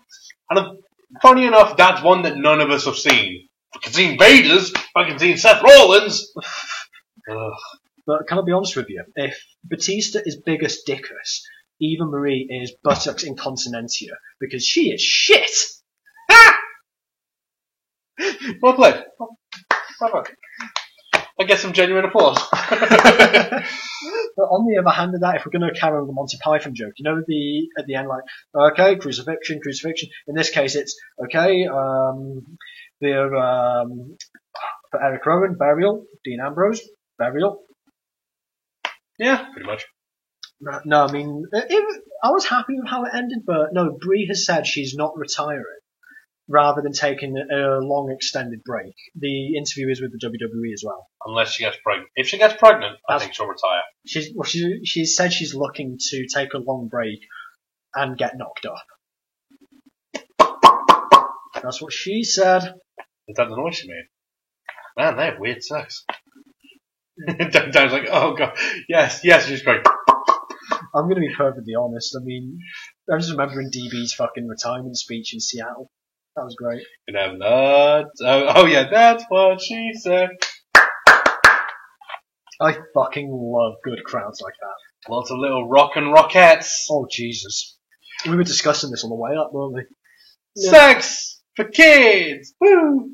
And then the last match of the pre-show was the Usos against the Dudleys. Right. It wasn't anything to sing home about, but before we close off the pre-show, the match was bland. It was But there were two things I have to take from that. Mauro Ranallo, fucking love the guy. Oh yeah, he was commentating pre-show, wasn't he? Yeah. And credit to Byron Saxton, who did the straight 7 hours. Byron did 7 hours, and I got to give it to him. Sorry, I was checking the battery on laptop. Ah, okay. I was wondering what you were doing. But no, Saxton actually, fair play to him. Yeah, fair play. And I guess the other thing that happened in the pre-show was Lita unveiling the women's championship. was just about going to mention that. And we are fucking getting rid of the worst title belt in history. That butterfly is having its wings plucked, and it's fucking going in the trash. You know what? I just want Charlotte in true heel form to eye every single diva. They're not divas, the superstars. The total divas, the previous bunch. You know, the ones that can't wrestle. Just basically to Looking eye, at you, Eva Marie. you know, I just wanted to eye all of them saying, this was what your belt was for all these years. This is what I think of it. No, what she should have just done is... Oh, it would have been the fucking best. After, so I don't know how they did it. If they did the women's announcement and then Brie wins, Charlotte comes out and just gives her the belt and goes, I don't need it, take it. And just fucks off and it's like, damn! Yeah, and somewhere out there you can hear Ron Simmons be like, damn! I love that new women's belt. It looks... It is gorgeous. Something I heard someone said, Ric Flair could totally pull that off in like his, I think it was his last WrestleMania match where he came out in like the red and white outfit. He could have totally pulled that belt off. Yeah. It's a fucking great belt though. Yeah, granted, it's almost a reskin and subtle difference of the main belt, but I love it. I love that that's what it is though. They're not doing this thing over. It's like, no, this is the best of this is the world heavyweight, like the best of the male wrestlers. Guess this, best female wrestlers. Exactly. Get this. I think it's fucking awesome. Yeah, I mean, I really approved of that, of the women's belt, and Lita presenting it, we couldn't have asked for anyone better. And Lita still looks good. Fucking hell yeah. Fucking hell, Lita. God damn, Lita. I mean, I think the only way you could have made that particular segment better was have Trish unveil it as well. Yeah, had both of them do it, yeah. Yeah, but, you know, the shout-out she gave in the little speech with it, she named, like, all the prominent women wrestlers, like the Fabulous Moolah, Sensational Sherry, etc. Yeah. And obviously name-dropped Trish as well. But yeah, you have to. It's Trish Stratus, isn't it? Did you mention Mickie James? I don't think she did. I'm not going to ask. Do you not know about that really awful, that very controversial stuff between Trish and Mickie James? No. Oh! Am I missing out on something here? Yeah. I can't remember if it was a pay-per-view or something, but it was Trish beat Mickie James for the title, and Mickie James, her gimmick was being this weird stalker-obsessed person. The fuck? And they're having a match, and I can't remember the exacts of it, but it has this moment where Trish like has it in a grab or something like that. She straight up crotch grabs Trish. You won't find this on the network, by the way. This has been edited out. And then like shoves it, and then she straight up does a V with her finger, licks it, and it's like, oh wow! I'm surprised you haven't heard about it. It was like, you know, like they did all the things like, all right, here's the things that were cut from the network. That's one of the big ones. Fucking hell! I'll have to show you it.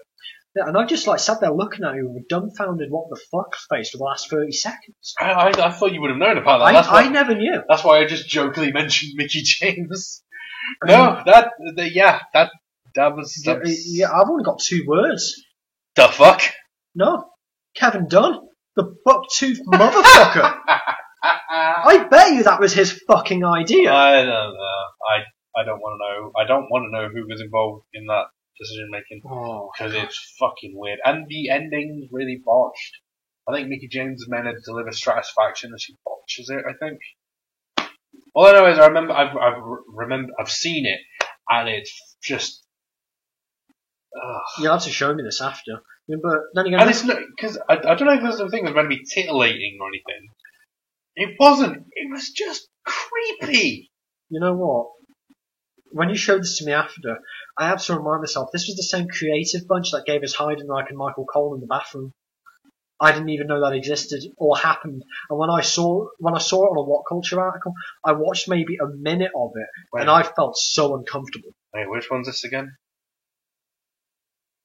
I don't know how I'm going to explain this, but since we're very off the cuff and very brutally honest, Cole essentially gets raped in the toilet by Heidenreich. Yeah, I was giving you that look of what the fuck earlier when you said about Mickey James and the Rhea Stalker thing. You're giving me that look about my Heidenreich. I'm doing Patrick Stewart doing a face palm. It's the double face palm. Yeah. Heidenreich. It was actually one of our listeners and my friend Robert who told me about this. I watched it thinking, they actually let this happen. This actually flew. Yeah. I'll have to show it to you. I maybe watched a minute of it most without, and I just paused and thought, no, that's enough. I can't. Should we talk about WrestleMania? Yeah. Yeah. Well, that's the pre-show. The two positives that came out of it, Mauro, fucking love him, as I said, and Saxton going ahead to do what would be eventually 7 hours of commentary. Yeah, that's definitely no easy job, especially when you have to bounce off JBL, who's just an obnoxious prick. You know what? I loved it when Saxton just owned him on Raw. Oh, yeah. It was like, yeah, well, you're soft. And the look on his face was priceless. Yeah, he didn't know what to do. It was like his brain went, yeah, and somewhere out there, you can faintly hear in the distance, damn. You know, like Ron Simmons, like reacting. Vince on James Mike saying, fucking inside him back. Error. JBL does not know. I got a error, Michael. Michael, what do you mean I'm soft? Do you mean I'm gay? I'm not gay. I don't like the gays. And it's like, oh, that's JBL downhill in Tobago. God. I hate JBL. On commentary, he's so fucking cringy. I don't like it. I get it. You're the heel. But you're thick as shit you don't talk about the match. You yell at Saxton and just, the amount of, oh, why don't you just shut up and suck your thumb? You know, he's a grown man. Unless his thumb is something else. In which case, I'm not implying anything. Like, I never do that in these podcasts. no. Having sex with trombones, Mae Young sex tapes, Ric Flair escaping mental hospitals, which we'll get to. And now, JBL wants to face fuck Byron Saxton. You're also forgetting the one we ran where we implied the Anoa'i are inbred. Oh, fucking hell yeah. But I hope no one in WWE ever hears this. you know what? Or if they do, it's someone who's got a good sense of humour. You know what? If Rusev ever heard us with some of the jokes we've pulled about him, we'd probably laugh. He's got a good sense of humour. Well, Rusev's the fucking TV champ. I fucking love the TV champ. He's a TV motherfucking champ. Hasn't defended the belt in fucking ages, but No, he needs. I want him to come out with a monitor. Remember, I took this monitor. I'm the champ. There's more Arnie. No! Rusev become honored now. I die tank. Right. Fucking hell. Right, Well, let's kick it off. Intercontinental ladder match. That was probably one of the best matches of the night, in all honesty. It was really good. Very solid. Really good. We are destined to do this forever. Oh, fucking hell they are. And Sin Cara actually did not botch. And Sin Cara did a good move. I was amazed. That was a fucking ballsy move as well, to be able to land and bounce off the rope. Like, fucking fair play on that one. That was great. Because, Sin Cara's got previous experiences. He's got a lot of previous. I mean, the match was just great, start to finish. I mean, the ending. Before we get to the ending, just that moment of Sammy and Kevin at the ladder. Fuck the ladder! Ah! Yeah, I loved that. Just those two, just like they've got the ladder like ready to set up, and they just look at each other like 2-3 seconds. Fuck this! Fuck the ladder! Get him, you bastard! Yeah, like just start battering him. Stardust bringing out the polka dot ladder. That was so lovely. And then just Kevin Owens just throwing it out. I was like, boo! I was like, yeah, but everyone knows Kevin loves Dusty. Yeah. He loves Dusty, but he has to be like, fuck this thing. You know what? That's one thing we have not done in our podcast that is recurrent on every other wrestling podcast I have watched. What? A Dusty impression. I don't think either of us could. No. I mean, I'm decent with impressions, but I don't know if I could ever pull off a good Dusty one. I don't want to try. No. I don't want to. I'd rather not know if I can do one than try. I've heard the best one has to be Paul Heyman. Well, that's because it's Paul fucking Heyman. Yeah. It's amazing. I love Paulie Dangerous. The best Heyman story was how he got blacklisted from every car rental in North Carolina. That was great. That's a great story. That's Stone Cold Podcast, isn't it? Yeah. Yeah. Right. I remember saying to Soph, I'm going to say it with you as well, I want to forget about the Steiners, I want to forget about Sting, I want to forget about the Samoan SWAT squad. I want to see the look on Heyman's face as everything unfolded. Oh god, yeah. But to get back to the match, the finish surprised me. The minute Miz was going up, I was like, no, they won't give it to Miz. Also, what the fuck is the Miz wearing at this point? A giant, oversized condom. It seems fitting for such a dick. It's like, the Hollywood gimmick is fucking just awful. The only way they could sell it, or save it, he just becomes Johnny Cage. Yeah, and starts punching everyone in the dick. If he starts to fucking doing, hi-oh! He fucking gets Miz tattooed on. Go MK9, Johnny Cage. Get Miz tattooed on your chest. I want to see that. I want to see it. I would see that would save it. And if he wasn't so obnoxious, and he was like, yeah, I'm a movie star, but I'm also actually really good. I'm in shit movies. But they could do a thing of, yeah, remember you were in that Viagra commercial. It's like, yeah, I'll punch you in the nuts though, and I'll fuck you up. Oh! Yeah, that was more of a Borderlands thing, but you just... Well, in MK9 when he does go, oh! I know, I played a lot of MK9 Johnny Cage. Oh, man. His X-ray was he would parry and punch you in the balls 3 times. I think Cassie Cage does it in MK10, it's amazing. And it's that Dragon Ball The Bridge line's like, why do I keep getting punched in the dick? Oh, yeah, but no, Miz they've got to do something with Miz's gimmick where he becomes Miz Cage.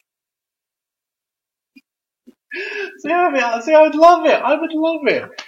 But they won't do that, because they're fucking stupid. And Miz probably doesn't know who Johnny Cage is. No, Vince doesn't know.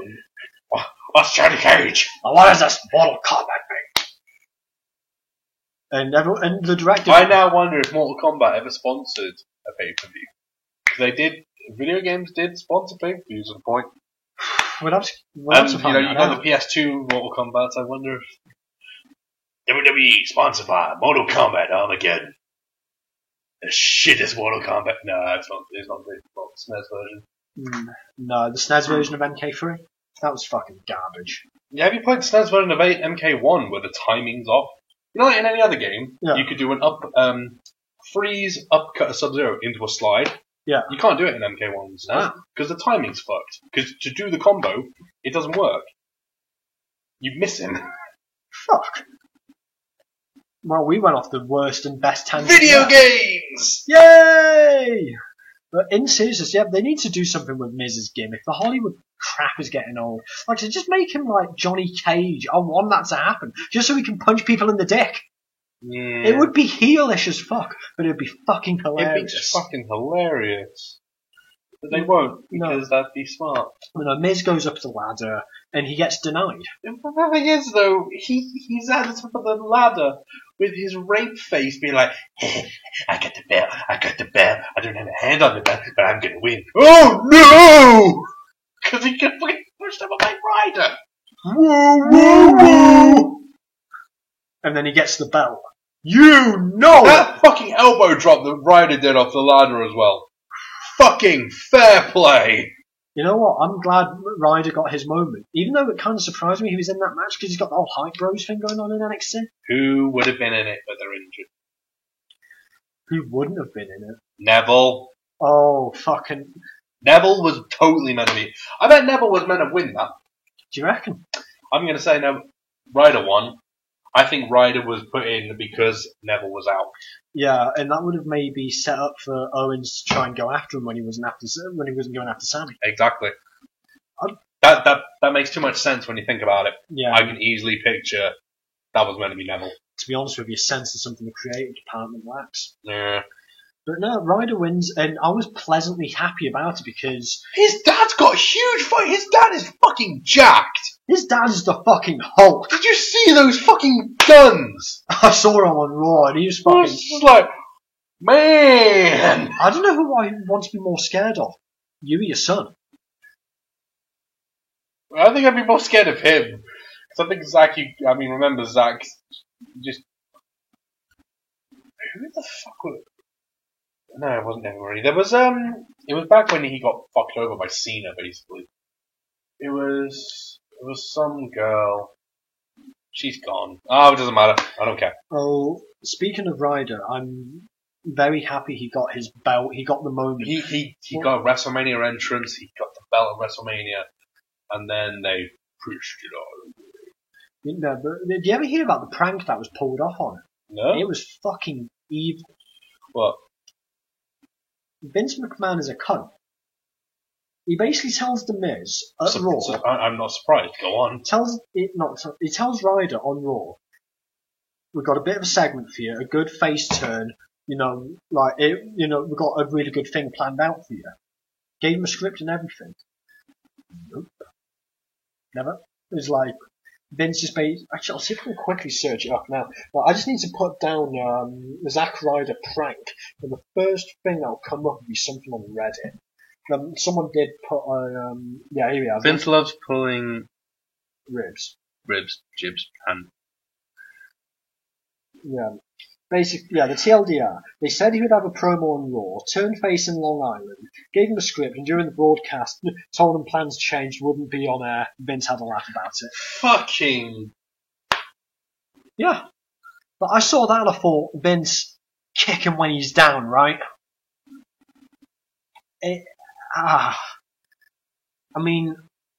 Vince does this whole thing of you have to grab the brass ring, you have to do what you can to get over. Zack Ryder got himself over with his whole YouTube thing because nobody would fucking touch him.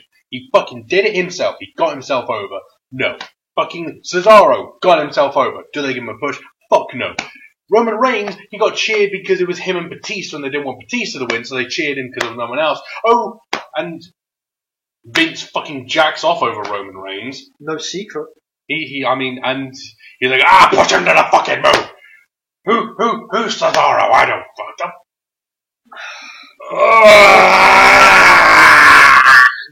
What a rush!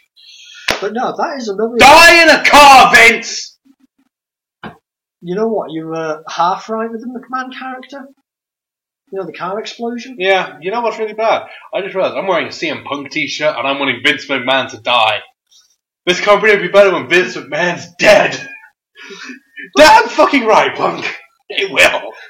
You know the craziest thing is though. You know, like this character supposedly died in that limo explosion. Yeah. And then Benoit happened. Benoit. Oh yeah, the Voldemort of the wrestling world. Anyway. He's like, mind you, looking at the next match. Yeah, I don't want to talk about this match. It's like it was a decent match, but there was the ending and how it finished fucking baffled me. What the fuck does Jericho have to gain for beating Styles? What the? I don't care, Chris. I love you and all, but you just dropped the ball with creative, and why could you not have put Styles over? Styles deserved the fucking moments where he deserved to go 1, 2, 3 on you, and next thing you know, break the wall down! No! You should not have fucking won that match. Why? Because I don't fucking know. He wanted to win. Also, fucking hell, is this what I'm like when I get angry? Do you know how much my head Oh yeah, don't get me wrong, I'm fucking pissed at this as well. The only reason I'm not so pissed is because of what happened on Raw. True. But this was fucking bullshit. Jericho had no... He had no business winning that fucking match. No, he must have went, I want to win a WrestleMania. Why? I'm pissed Jericho. No. The more accurate And Vince probably went... Vince probably like, oh no, Emma. Remember, AJ worked for TNA. Fuck TNA! Yeah. You win, Chris! Fuck TNA! Vince also now does the sucking. He's there doing... He's got Impact on the TV. He's going, fuck you, Dixie Carter! Fuck you. But no, it was like Jericho had no business winning that match, but I still think he's a bit salty. If we're going to be talking in kayfabe, he's still salty over the chance, and he's not pulling off his worst impression of Kevin Steen PWG of where's my fucking chance? I bet there's some backstage bullshit going on there. So, and Styles has bounced back from it. But with that, thankfully, but fuck that match. That match was bullshit. He buried the Styles Clash. The move that they've so been careful about using, because they don't want to use it because it's dangerous. Jericho fucking kicked out of the Styles Clash. It was bullshit. It was fucking bullshit. I was so, like... I think I just, slumped back in my chair, my head, He kicked out, and I went, well, they botched up. They fucked up. No, they're still wrestling. Jericho's got a pin. Jericho kicked out of the Styles Clash. Fuck you, Jericho! Fuck you, creative. And when it comes down to the crunch, fuck you, Vince. God. Next match! League of Nations beating the New Day. Xavier Woods dressed up like Vegeta from Dragon Ball. Michael Cole saying the word Vegeta. I actually need to rehear that. He sounds so... It's like he doesn't know what he's dressed like Vegeta. I'm gonna be perfectly honest. Next to Triple H, that was the best entrance.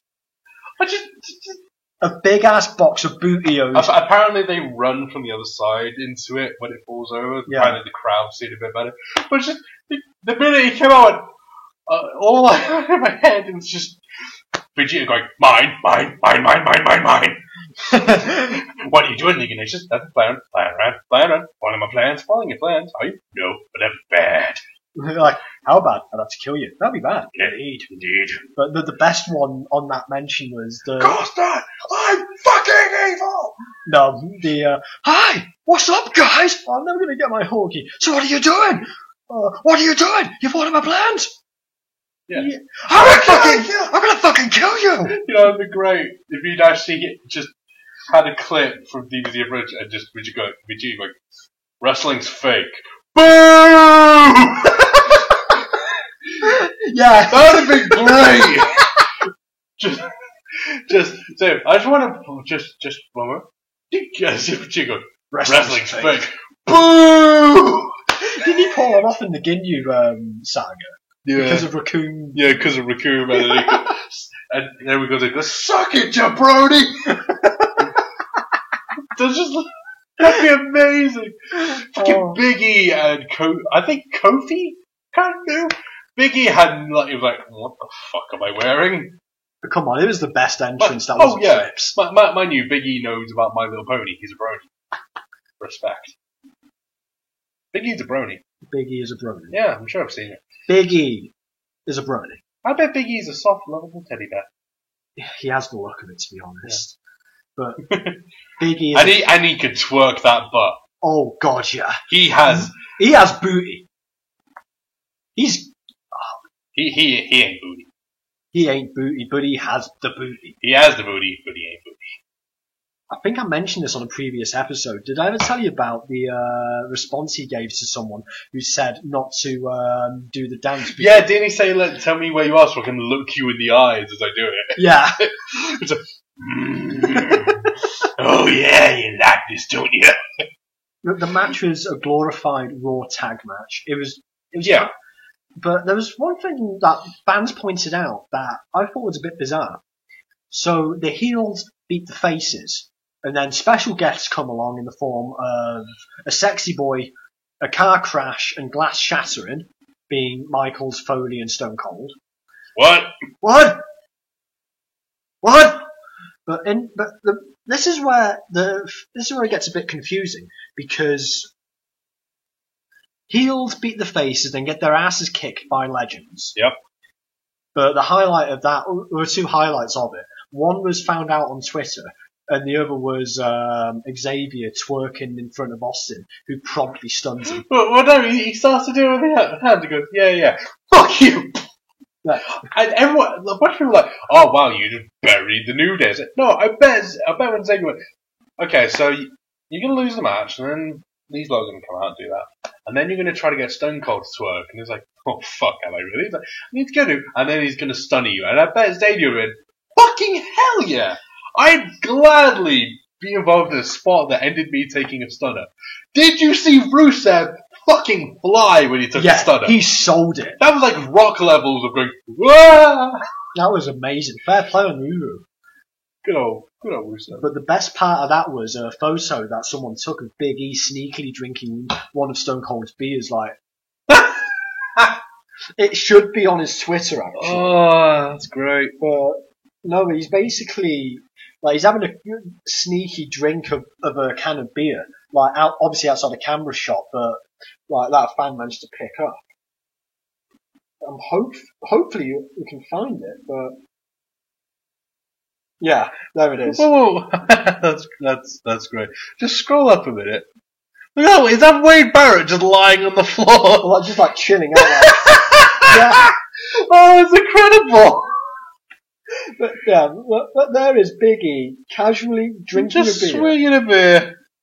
He just looks so cute and innocent doing so, like. Me drinking. Like, oh, beer! Don't you dare be bitter! Get in my belly. I'm a little tipsy, yes I am! Not that he wouldn't be, he's a big fucking guy. One can of beer would not do that to him. Jesus. Yeah, unfortunately, the Ginyu Force lost. Which I thought was really fucking annoying. Yeah, especially considering, well, what happened, once again, happened in Raw. Yep. That's kind of the problem with this WrestleMania. There was a lot of fucked up things that got even more fucked up on Raw. It was like, wait, so... Every story got fucked. There was a lot of, like, almost like backpedaling, basically. Yeah.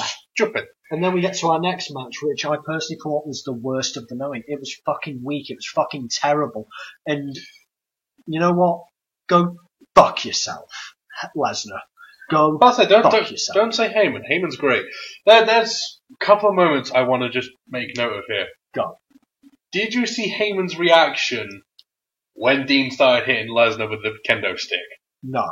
He literally recoils in pain, going, "Oh, ah, ooh!"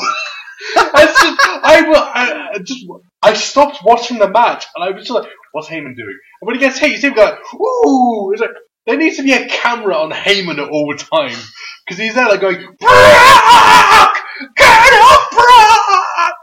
No.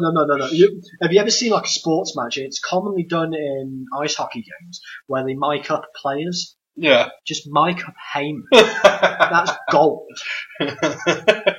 Well, I remember after Dean got superplayed, see him go, "Yeah, it hurts, doesn't it? It hurts, doesn't it?" It's like, wow, masochist Heyman just came out.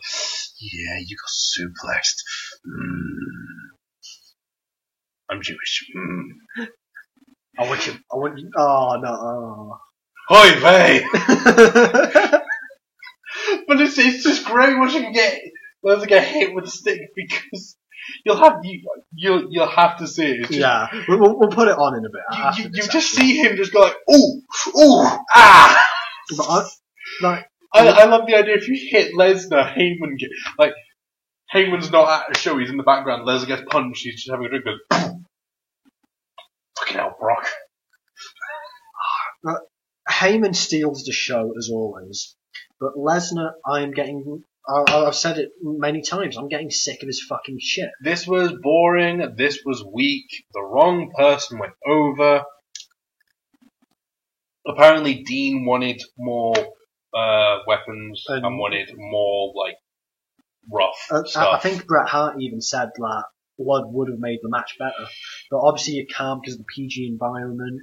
But why did you essentially bury Dean? At this point now, Lesnar is borderline unstoppable. Actually, I'll correct myself. He is unstoppable. And who outside of a 51-year-old zombie is going to fucking beat him? Clean and legit. I've just imagined Brock Lesnar doing Zangief's super from Street Fighter 5. He just suplexes you and takes a selfie as he suplexes you further into the ground. Sorry, that's the only way I can see that.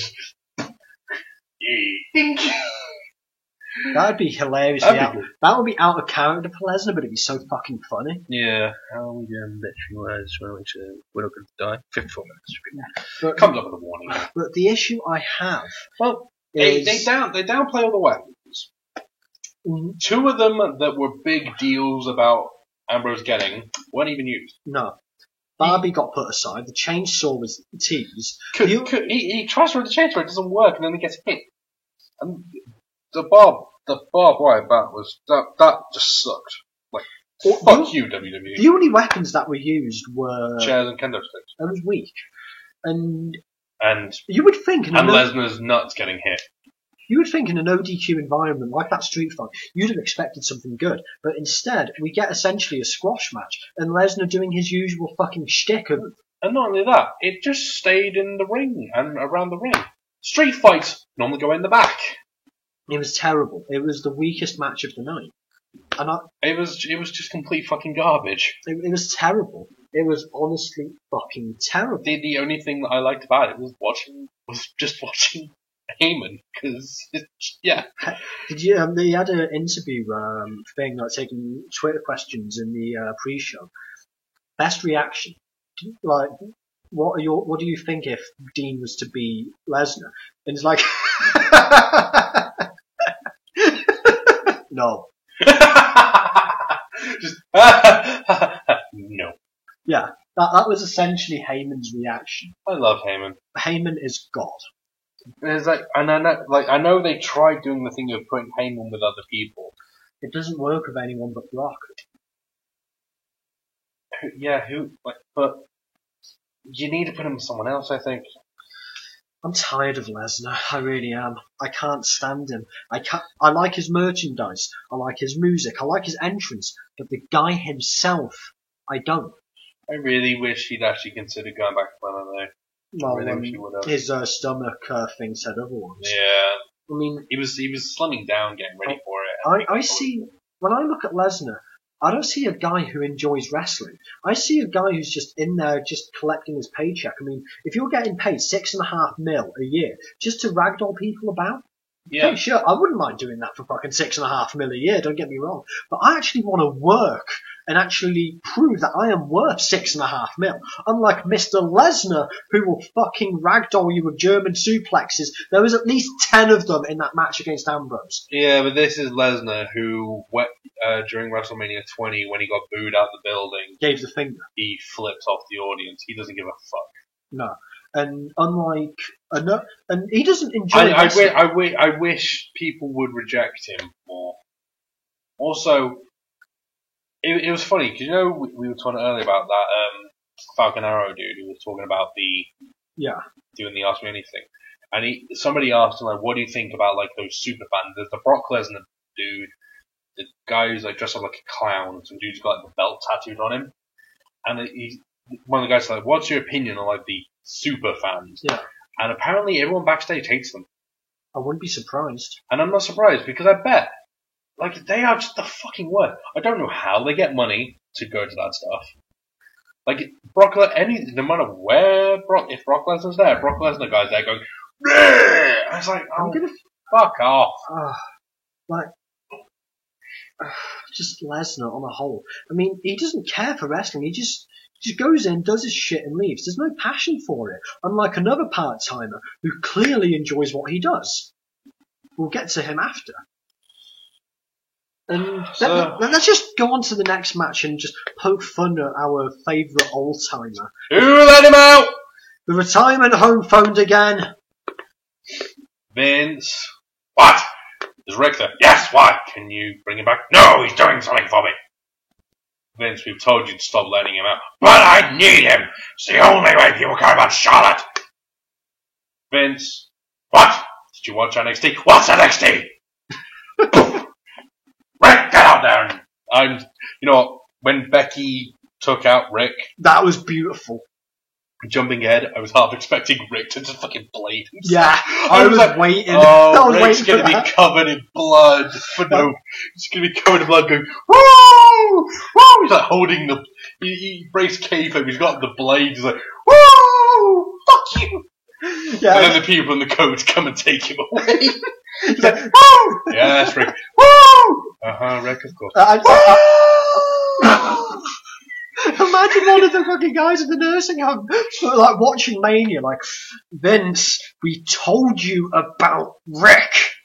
Well, he's a draw and we need him to be relevant again. Yeah. Why the fuck do we tell you where he is? Because I pay you. No, you don't! Honestly, Rick getting... At least he's wearing clothes! And he's not sexually assaulting anyone yet! You've just reminded me that, Oh, I think I remember reading about that, yeah. Yeah, the plane ride from hell. Yeah. But, yeah, this match... before we actually get fully into this match, the Hall of Fame stuff. You know what? I get Snoop Dogg's in it, because for Dizzle Yo. You know what I was really hoping they would have done for their celebrity one? Go on. Let me. I was gutted that it wouldn't let it. Did you see what Triple H had on his ring boots? Yeah, fantastic. That was like that.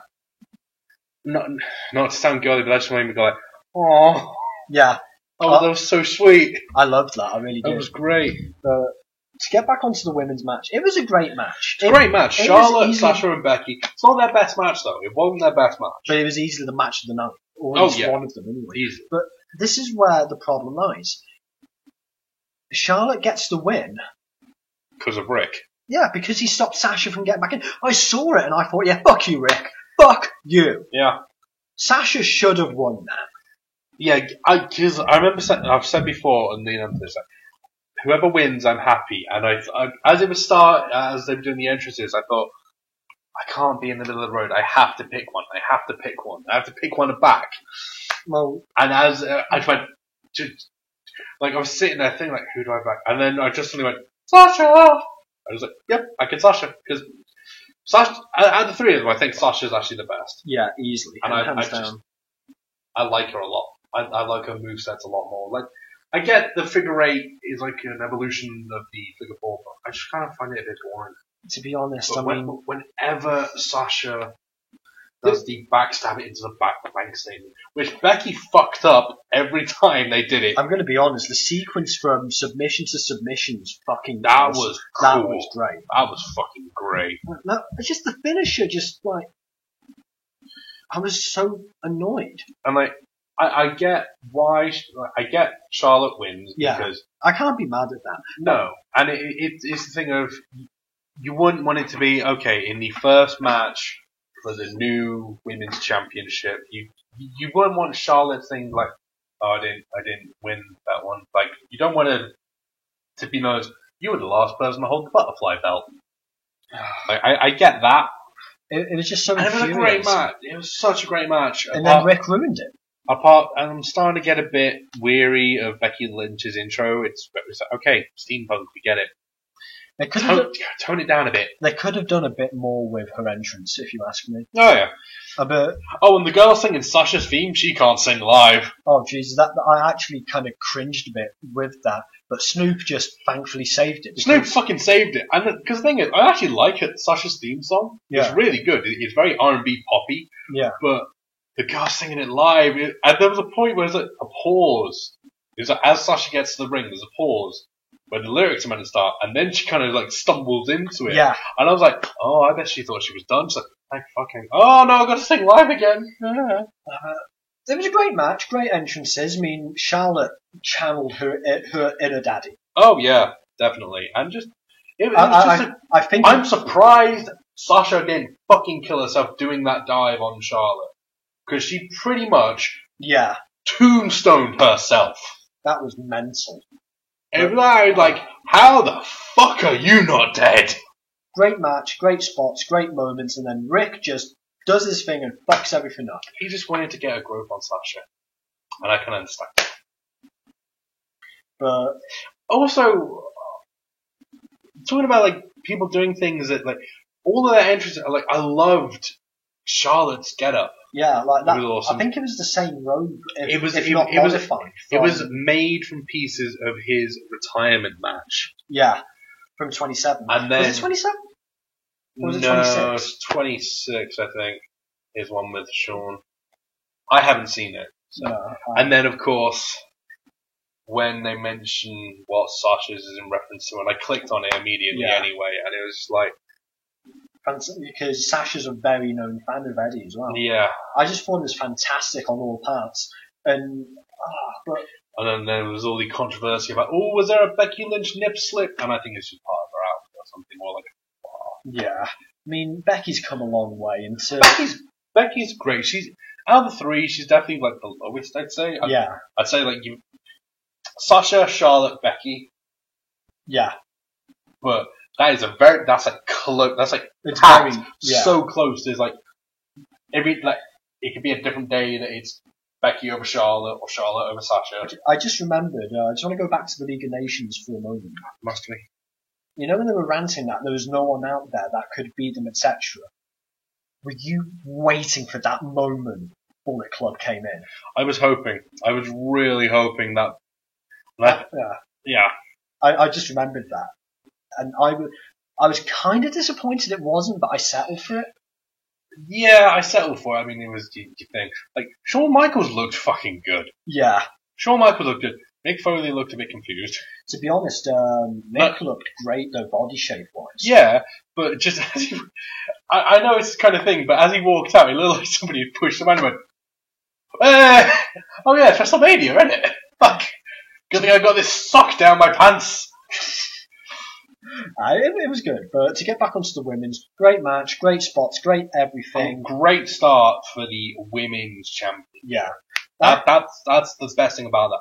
That is a perfect, because you got your Divas match in the pre-show. That was like your last Divas match. Yeah. And you got this is the beginning of the women's division. Yeah. Like, this is the end of a terrible era and the start of a new lovely one. And it's like, you couldn't open it on a stronger fucking match. No. Granted, they've had better matches. Like, their stuff in NXT, fucking miles better. But, I mean, how long did they have for it? What? That was the longest match. No, 16 minutes. Oh, 16? Yeah. It's longest match that wasn't a main event. Well, no, Jericho and Styles was longer. It was? Yeah. 17:10. Wow. I mean, and triple threats are going to be long. And it's like, you could easily say like, WrestleMania nerves, it could have been anything like that. It was still great. I feel, it sounds like I'm shitting on the match, which I'm not. No. It's a great match. Yeah. It's not the best they've done. But that's still not a slight against it, because it's still a fucking great match. Yeah, I can't be mad. It was a really good match. And the next up on the list is the next of the main event ones. And holy fuck! Shane, this is God. Jump off the cell. That's what that comes down to. No, I'm gonna do it, Guru style, like, Shane,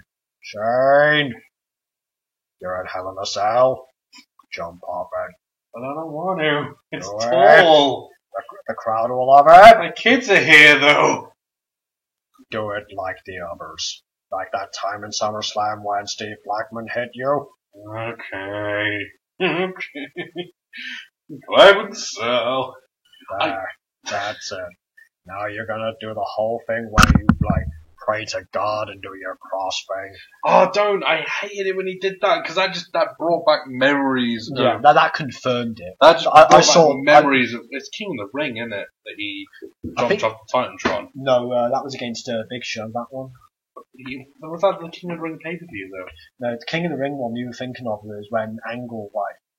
Oh, was that when Angle... I can't remember okay, the Titantron one, but just seeing that, and I was like... He's doing it. But the thing in my head was, you've gotten away with it once. I'm scared. I'm scared we're gonna have a dead person on. I don't want to watch someone die. Me and Soph jumped from our chairs. God knows what time in the morning it was. We could not believe, like we'd seen him, like, eyeing up. Yeah, oh yeah. You see him look up a couple of times. You think, oh, is he teasing it? Yeah, because I was thinking. And then he has a moment where he looks up quite a lot, and I thought, yeah, you're going up there, aren't you? Yeah, like it was scary because I thought he can't do it because the cell's high. The cell's too high for him to do it. Then he starts climbing up, and I thought, oh my god, please don't do it, don't do it. You could hear the crowd say, don't do it. Like the crowd's in like two minds because they know what spot's coming and they want to see the spot, but they're also in the thing of, don't, Shane, don't. Shane, just for the love of fucking Christ, don't do it. Your kids are watching. That was the thing when he brought his kids out in his entrance, and I was like, okay, I get what it is in store. I get it in the storyline term because he says he wants to win it and make sure the company stays for the next generation. And then he fucking goes off. But you're going into Hell in a Cell against Taker. Did you notice Linda McMahon was there? I didn't notice until I seen a pic sometime later. I didn't know Linda was there. Because when he puts the kids over, he gives a kiss to his wife, and Linda's there. Wow. Also, there's a clip when the rock music hits. And she's marking out. Yeah, she's marking out. It's quite funny. Shane, I love, is... Shane earned all my respect before, and... The thing is, I am in two minds of it. What he did was fucking stupid. On the other hand, it just shows that he's still fucking mad. Yeah, but considering the result of the match, yeah, it doesn't feel worth it. No, like I said, I get he couldn't hit Taker with that. If he hit Taker with that, Taker would be dead. Yeah. So Taker had to move out of the way. But the fact that Taker had to win that match. But did you see the look on Taker's face after he landed? Oh, he backed up and went. It was similar to when he threw Mick Foley off. Yeah. There was that legit look. They were like, that's not the Undertaker. No, you're looking at Mark Calloway. Going, oh fuck, is he alive? Like I said to you, I bet in his head was going, fuck, it's happening again. This is happening again. I mean, yeah. It's back. It's back at that point. No, it was a good match. It was nice and slow paced. I like the pacing of it. It's spotty. Fucking, he got a coast to coast! And that hit Taker in the balls. Did you see that? I didn't notice that it hit him in the dick. He on the USS Medic. He got a ball, that trash can. Oh man. Bang. But that was such a good spot. Like, the fact that Shane hit the coast to coast was fantastic. But the match, it was great. The pacing was great. It catered to Taker really well. But I just couldn't understand why Taker had to win. I know Mania is his yard. I know it's his territory. But for the sake of kayfabe, why? Yeah, exactly. And there's a couple of things I do want to point out because I've seen about it. When Taker chucks him through the cell wall, yeah, nearly decapitates one of the German announcers. Yeah. The cell is so close to him. And he's like, oh, fuck. 9! Oh, scheist! Scheist! Scheist! I bet the guy shit himself. He probably did. Also, Funaki on commentary, by the way. Indeed. And it's just like, hey, it's Funaki! He's teaching Italian to speak English. Can I be perfectly honest with you? What? At least it wasn't Yoshitatsu. Very good move. I steal. Yes. Do you like him? You've had problems before. Do you think he's a bad guy? Do you like him? Yes. Okay. Okay. Yes. Like, what does that mean, Yoshi? Do you want me to throw a red shell at you and that fucking help? I don't Sorry. know. I mean, I think he's still a bit dazed and confused after the botch styles clash. Probably. Cash and checks unintentionally breaking necks. Yes, I steal. It's just because it sounded so real, and they were like, I can only imagine Matt Stryker being like, okay, roll with it. Yes, I steal. man. Okay, But- so that It's what it is. It's a spot match. yeah, And there's a lot of good spots from it, like Shane just fucking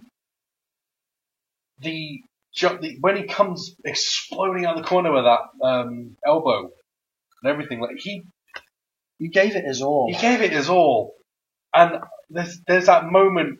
The thing I loved every time when he got fucking battered, he would just look at Taker, put his hands up, and just be like, "Come on, Yeah, throw what you got at me."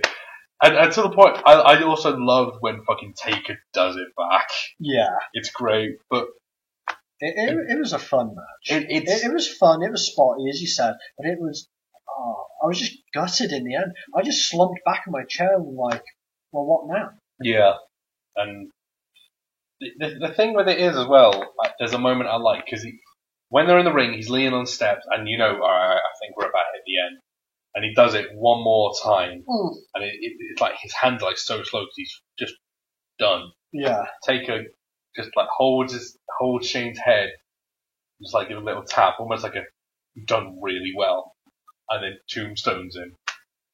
But it's a great moment because he just it's almost like sympathy. It's like I can't say to you like, well fucking done. I can't do what Sean did and be like, I'm sorry, I love you to Rick. But he had to do with something, so he's just like, just here's a tap on the face, like, well fucking done. You're mental. that was a really good one. And you pointed out when we took that break earlier that He leaves his gloves in the ring. yeah, He says something to the kids. If you look, as Taker's walking out, because the kids are in that front row, yeah, he looks right where they are, and he says something. I don't know if he's saying your dad's okay, or something like that, yeah. but he says something, and then EMTs come out, take him away. Because it's always that thing, like, you can't tell if he was genuinely hurt or not. No, I was really confused. I didn't know if they were kayfabing it really hard or out of genuine concern. But the moment where he puts his thumb up in the air, that's even though it's like that, like be like a sign of thank you to the crowd. That was to his kids. That's to his kids going, I'm alright. I'm okay. Even if he's probably not, it's probably like, Daddy's okay. And it was just like, Well, you'd said, Taker once remarked, if he was to leave his gloves in the ring, that would be it. that was meant to be it. And do you think that is it now for Taker? I don't know, because He probably still has one more left in him, but it's got to be a meaningful match. Cena. Him and Cena. Has to be, right? I think it has to happen. Yeah. And, thanks for such a great match, the pairing. Yeah, oh yeah. Next up, we had the Battle Royale. You want to set some of this up while I just get my charger? Because I think running Actually, well. Or do you want to take a quick break? We'll take a quick break. Back in a minute. Right, we're back. I've got another drink in hand, and my Lucasade's finished. And that was meant to last the fucking podcast. It'll be a long one. Yep. Don't say we didn't warn you guys listening to us. So, that was Battle Royale next up. Shaquille O'Neal's large. He's fucking big. And He's a big man. I didn't know he was so big. I knew he was tall, but I didn't realize he was, hey, I'm as big as Big Show tall. And then he gets eliminated. Fandango is in this match! Yep, Fandango was in there, and he's gone. He tried to dance in front of them, and they just looked at him and went, No, get the fuck out. God. Like, the result of the Battle Royale was it was pleasantly surprising. It was a battle royale. I'm surprised this wasn't pre-show, because last year it was. I think they needed to get an NXT presence with Baron Corbin winning it. Yeah. And the NXT champ, loved it. Oh yeah, there was a huge NXT show. The thing I thought was quite weird, considering like Corbin's his whole I don't give a shit about anyone or anything, I just do my job. Yeah, he very much had no problem enjoying soaking in, replicating the Andre pose next to the statue. He had no problem doing that. I think he just wanted to rub it in. He was like, yeah, I came from nothing to win this. Your move, fuckers. Yeah, probably. Yeah, it was kind of bog standard. There wasn't really anything special. DDP being there was a surprise. DDP, with the Diamond Cutter. With the Diamond Cutter. Who else was in it? There was fucking bastard. The Social Outcasts, Fandango, Sandow, Shaq. Was it Tatanka? Yeah. What the fuck? When was he from? I recognise the name, but I was trying to think, where the fuck's the tanker from? I think he was an 80s guy. Yeah. But, I mean, it was alright. Corbin winning was nice. But that was the Battle Royale in a nutshell. Yeah, pretty much. Couldn't say I cared for it, really. Then we get to this promo stuff. Oh, I kinda enjoyed it. You trashed it. I don't think The Rock's funny anymore. He's funny, but at least he enjoys himself. Yeah. Also, the whole thing about the record number of attendance, yeah, apparently it's not that high. Yeah. Apparently it's like 94,000. Still a record, but it didn't break the 100,000. Apparently the dub isn't above inflating numbers. No, they've been known to do it before. Yeah. And yeah, it was Meltzer and Alvarez that said it. But apparently, I think guys backstage, and especially Vince, don't like Meltzer. Well, no, because he's kind of reporting on a lot of the truth about it, isn't he? Mm. But now the Rock thing, I get it's Texas, so you bring out the Dallas Cowboys and the cheerleaders. I thought, I know where this is going. But that really felt a bit forced. That felt forced, and it was like, hey, sexy cheerleaders, and like pandering to like America's team. Okay, and then The Rock came out, and initially with a flamethrower. The thing is, I didn't think that was a flamethrower initially. I thought he just brought out a fucking t-shirt cannon. Yeah, I thought he just like, who wants a Dallas Cowboys t-shirt? Book, book, book. And then he sets fire to his own name. Yeah, it's like, okay. Also, he just there's some points where he's like, hey, I got a flamethrower. Hey, what am I doing? This is a fire hazard. My mate Rob, who I previously mentioned, he showed me a pic of the fucking dude from The Simpsons with the flamethrower. Yeah. It was legit. Yeah, that works. I mean, he became the Fury. Oh god. Yeah, minus the jetpack and the anger. He just wanted to go to space. And when he came back from space, he was pissed. Yeah, he sets fire to his own name, which he barely set fire to. He initially misses the O, so he has to go back to it. It was alright. It was a Rock promo. But there was one thing I just couldn't get. You're bigging up the Wyatts, but then you bury them to the fucking middle of the earth. Well, Rowan anyway. But before we even get to that, he hits on one of the fucking cheerleaders. And of course the cheerleaders are just going, woo! Boobies! Tuppies! Oh, fuck off, Lawler. Lawler's somewhere in the back going, eee! Oh. They got my idea! But yeah, and then he comes out, does his whole promo, and the Wyatts show up, and I just don't get how... Anybody know where the Wyatts are? Last seen near the center of the earth after Rock fucking buried them down there? That was what I don't get. Like I said, you bigger them up. Well, you need to bury them. Did you hear the thing like, you're very talented, and he waits, and he like looks kind of like, applaud. And then the player's like, yeah, you're very talented, you're very charismatic. No, it's just... And it was like, you're bigging him up while putting him down. I also thought it'd be so funny. Because like, he says, like, they're like, yeah, we're going to destroy you. And he goes, okay, we'll do that right now. And in turn, takes and a good weekend for ripping off trousers. But surely at that point your idea would be, okay, you're saying we're gonna have a match? We on one. Why didn't Bray just do that? Go, all right, 3 of us on against you then. Okay. I was gutted. I was disappointed. I thought, was that it? That was to give The Rock a WrestleMania record, I bet. Yeah. Because they had no problem saying, oh, 6 seconds. Oh my god, it was 6 seconds. It was 8 seconds according to. Oh, it was 6 seconds. Yeah, 6 seconds. It is Wow. 6 seconds. And there was only one good thing that came out of that. Oh god, yeah. The thing is, like, yeah. So they all the Wyatts all get on the ring, and then Cena's music hits, and it's just boo. You know what? I welcome Cena coming I back. think it's getting booed, but people are standing up, waving around, going boo, and then it goes, John Cena sucks. But it was like everyone was fucking happy to have Cena back. I was happy to have Cena back. I mean, He's definitely not ready. He's definitely a lot slimmer. I was- JBL made very, very clear he shouldn't be here. He's a couple of months too early. yeah, That was for WrestleMania, and that was I it. think he's estimated to be back by May or June. Getting ready for SummerSlam. Yeah. SummerSlam feud. I'll be glad to see Cena back. And so ends the worst segment of Mania. And we move on to the main event. Where Sorry, I thought you were saying we'd done the worst segment of Mania. to be honest with you, the main event of Mania was not that bad.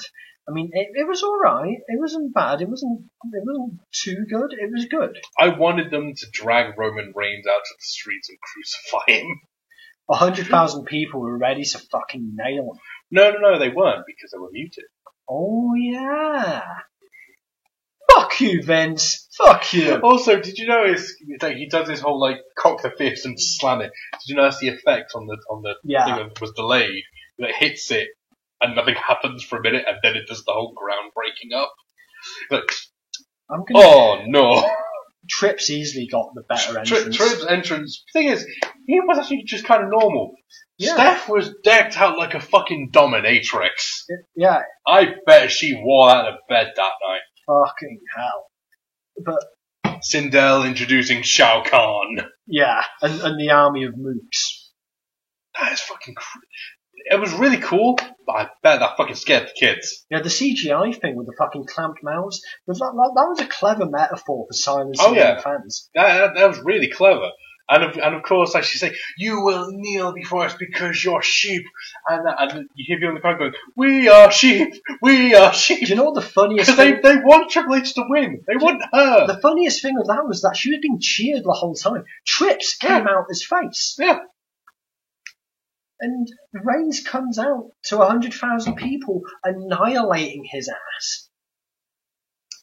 Oh yeah, muted of course, but the point was that Muted, but you could still fucking hear it. yeah, and well, I'd found a couple of videos, you found a couple of vids.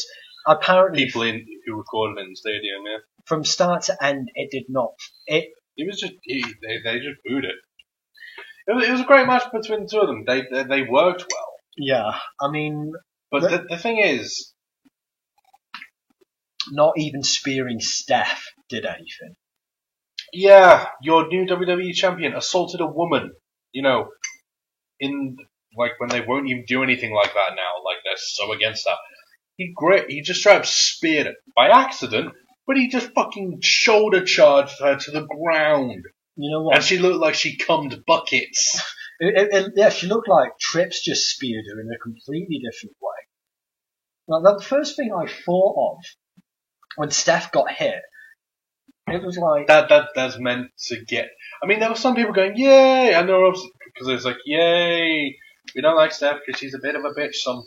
I fucking love Steph. I don't know what the fuck those guys are saying. Yeah, but you don't like her because she yells, she insults you, and it was like the kids and the girls. But so many people were just like, "Boo, Reigns! Fuck you, boo! That's like, Bobby Roode!" Sorry, but in all seriousness, I mean, not even spearing Steph managed to do anything. that didn't for save us. it. No, I mean, when it was all said and done, we knew it was going to happen. That's the problem with the main event. It's been inevitable for so long. That's why I was hoping they were going to do something. Not even, yay, fireworks saved that. Apparently, every time it cut to outside shots of the stadium going for fireworks, everyone booed inside because it just reminded them of the bullshit with the lines, which I find quite funny. You know, like we said earlier, great Mania. It wasn't great. It was good, but it was. It was a good Mania, but it will not. When people look back on it, it will be hated. I think. Yeah, I mean, it wasn't. There was not a lot of feel good coming out of Mania. No, Even not at all. Even like Reigns because he's great because I'm Vince. I can't do the voice. My throat is fucking. Yeah. Like the thing, like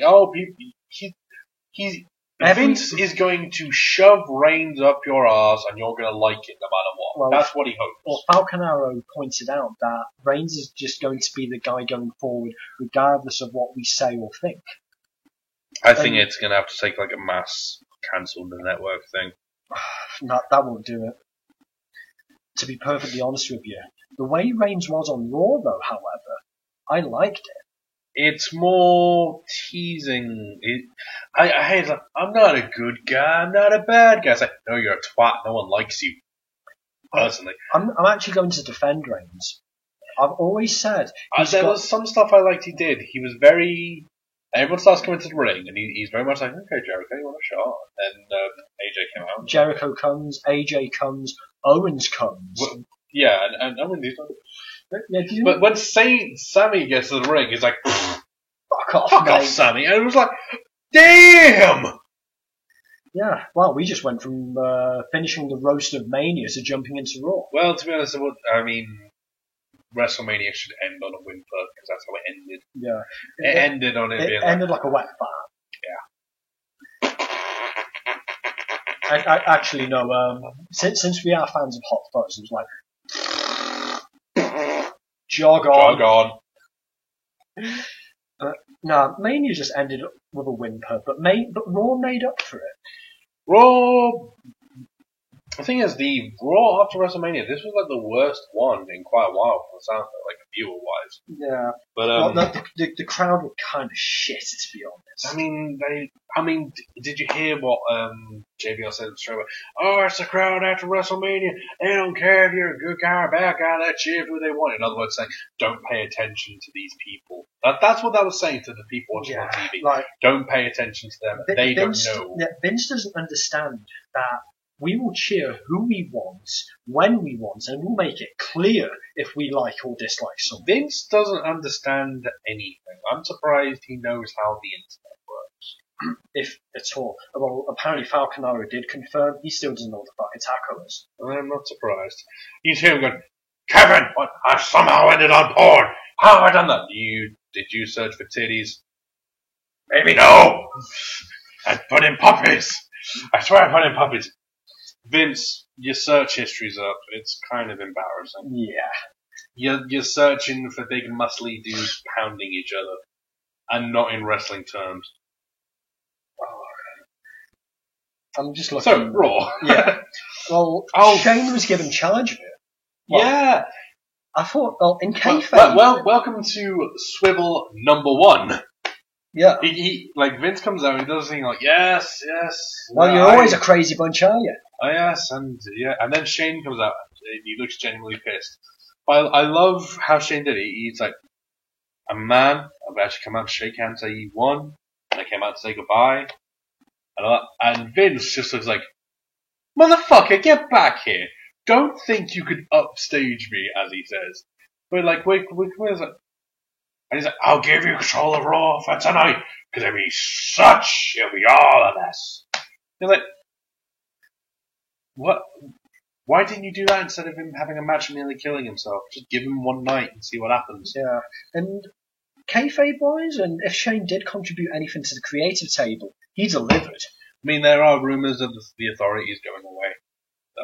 Yeah. And so, it kicks off with a tag championship match, which should have happened at Mania, but no. Well, no, because they wanted to do that celebrity spot, but they didn't want the titles to change. Mm. And the New Day retain. They beat the League of Nations. King Barrett gets knocked out. And then he's seen chilling out at ringside. Literally.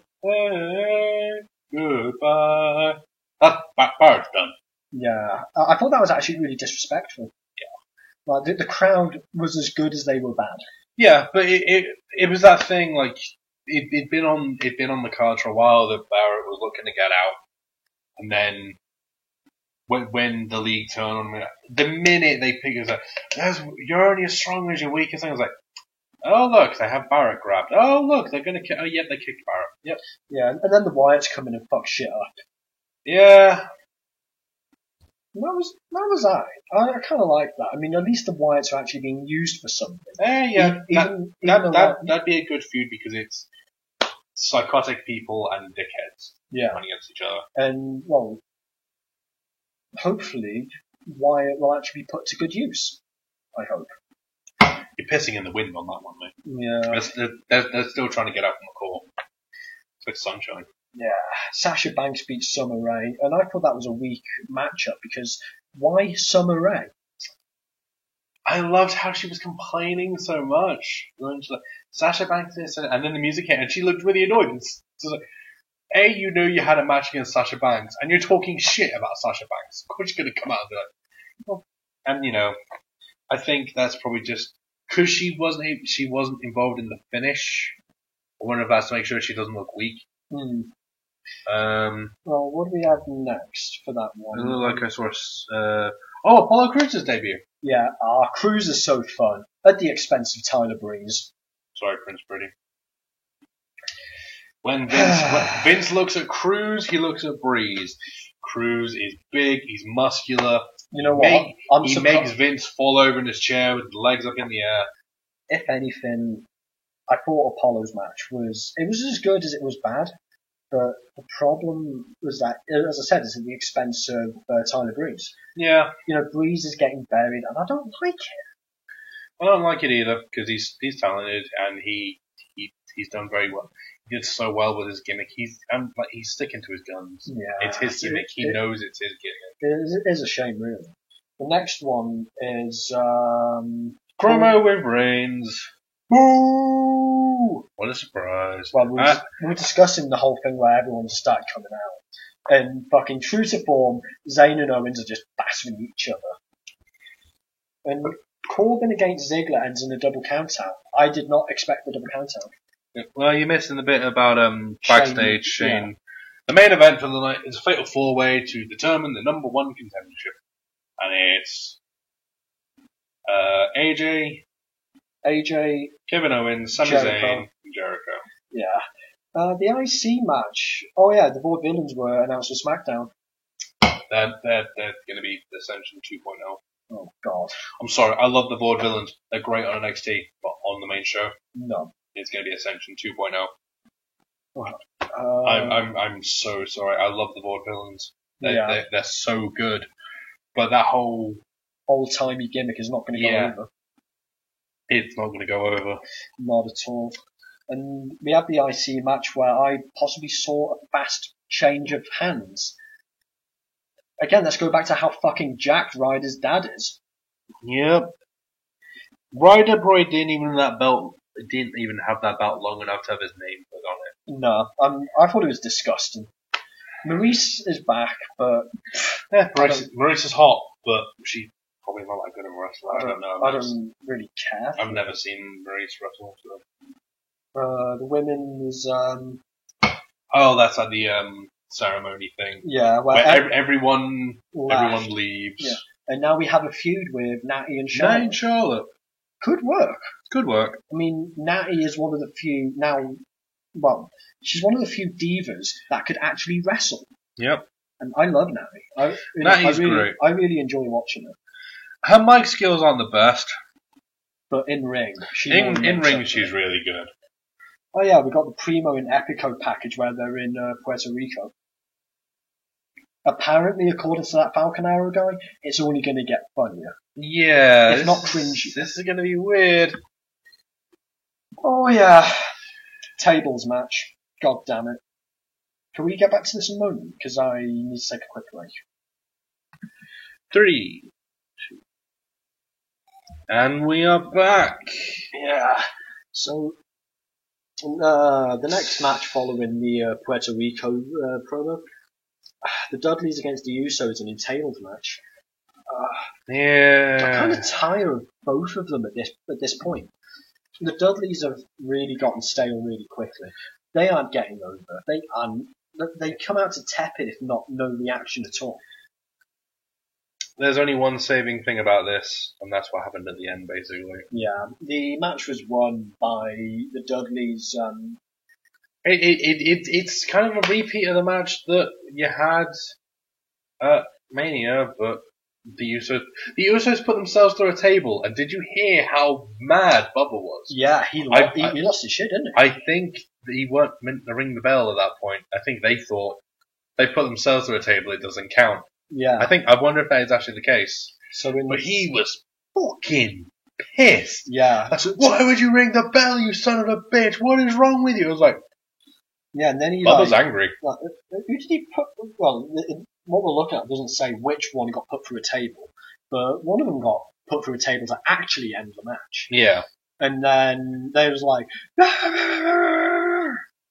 and well, before it cuts to the thing, there's that backstage promo with Renee Young talking to Sammy. Yeah. Sammy's doing this thing like, oh yeah, I'm looking forward to trying to get a title shot. Kevin Owens attacks. Fuck it. That was unexpected. I love that the ref's like, come on, Kevin, don't do it. Oh, come on, Kevin, that's enough. And he goes, oh, that's enough. Bang! Through a table, go, that's enough. And walks on. Kevin, come on, Sammy. Like, Kevin, no fucks given Owens. I love it. He's the best at just yelling things at people while stuff's going on. It's like, oh, that's enough. Is that enough? Do you think that's enough, Sammy? Do you think that's enough? Let me put you through this table. Do you think that's enough? It's like, he just yells. And it's great. I remember like his reaction to eliminating AJ Styles. Welcome to WWE. Fucking thrown out. Owens is just great. I love him. And then cut back to the ring, and the Dudleys will be like, "Yeah, we're not gonna leave. We're just gonna be here yelling things." Yeah, and it's just, and then the music hits, and we probably both went, "Ah!" And the biggest roasting we've seen in ages on Raw happened. I love watching Enzo come out because he's like Speedy That's racist. He's like Speedy Gonzalez. He's bouncing off the walls. He's having so much fun. He's like, it's like he's on crack. It's like he's having ADHD. He's like, ooh, wow, people, wow, ooh, I'm here. And Cass is like, what's up? Yeah. I'm big. I'm big, I got a deep voice, and I sound like a General Mook. And then sometimes the soda when I say swell. Occasionally. They just roast the Dudleys. Oh, yeah, they completely just talk over them so much. I can't remember what he said to piss off Bubba, but I know he ripped into Devon's like lazy eye, like saying, I will beat you so hard, your lazy eye will be back to work. I'll beat you so hard, I'll fix your lazy eye. And I think he said something about the back of like Bubba's head or something like that. Yeah. And they do that thing, and like, they're like, come on here, we'll sort you out. And like, the Dudleys go, Bubba goes, okay, let's go. And they get to the apron, and they do the thing, they're like, nah. Yeah. And then it just goes to Cass, and like, there's only one word to describe you guys, and I'm gonna spell it out for you. SAWFT, soft. And they're just like, huh. Fuck. Well, how do we come back to that? And then like their music hits, and then that's what I told you about earlier. And then you have Byron just saying JBL yelling about something, and he goes, "You're soft, JBL." It's just like, JBL could not react to that, and I thought it was brilliant. Because just like comes like, what would you say to JBL at that point, Byron? Soft, and it looks like he got hit with a shovel, and he just went, "Ooh." I got nothing. I'm Bradshaw. It was just a thing. Simmons, where are you? No. Somewhere out there, Simmons is like, damn. And that was really good. No, that was a good promo. I really hope Enzo and Cass have a good time. I'm really worried about them. They can get over as fuck just based on their introduction and how they do shit. Yeah, they can get over. Will they be allowed to get over? That's the question. Yeah, good call. And then we get to our main event. Oh, Sammy is unable to take part because he is injured, of course. so, Jericho, AJ, and Owens come out, and he's like, oh, who's this fourth guy going to be? I hate Cesaro's music, but it was just like, You marked out. yeah, of course I did. He came out with fucking sunglasses on and be In like, suits. it's like, It's like, AJP, Cesaro. oh, I like, do the thing with my elbow and go, ah! And you're like, yee! Fucking rips the suit off him, and it's like, Man Crush intensifies. it was like one of those great things of like, it's like texting like, babe, come over. I can't, I'm in work. I'm home alone, and it's just even of him ripping the suit I off. was actually the legend. It's just him going, no! It was so good to see Cesaro back I in the ring. miss Cesaro. And I, he got such a pop. if there was one thing I really wanted to see, I wanted to see Owens get the swing. I so wanted to. I really wanted I mean, to. I love that he's doing it. it was a really good match to finish. It's a really good match. There's a great moment where Styles is on the top turnbuckle, and Jericho goes up to him, and all you hear him is, "You stupid man!" and he slaps him in the face. Crowd fucking lose it. I tried to keep angry because they just go, "You stupid man!" Slap. God. Because it's like a proper like, Jericho is just... Jericho is a dad! Do you remember... I know AJ is as well, but Jericho is just a dad. Jericho is as great as he is embarrassing at times. You stupid man. No, that was TakeOver, Mania, and Raw. Well, we didn't, and AJ wins with he gets Style Clash on Jericho, doesn't he? Yeah. And your number one contender is AJ Styles. Crowd fucking lose it. Because they're like, oh, AJ's getting a title shot. Yeah, but we all know what's going to happen. Oh, yeah. But you know what the best part of it is? Payback is being held in Rosemont, Illinois. Ooh. 20 miles northwest of Chicago. Oh, Yeah. Someone is going to get killed. dear. Yep. Maybe we'll have to get a missing poster for Reigns soon. Yeah. Like, last seen in Rosemont, Illinois. Found him. Where is he? He got crucified in the street. Really? Yeah, crucified out of CM Punk t-shirts, funny enough. Yeah.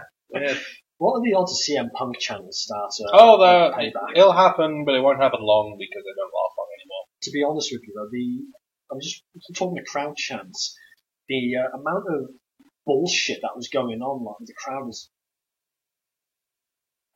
Yeah.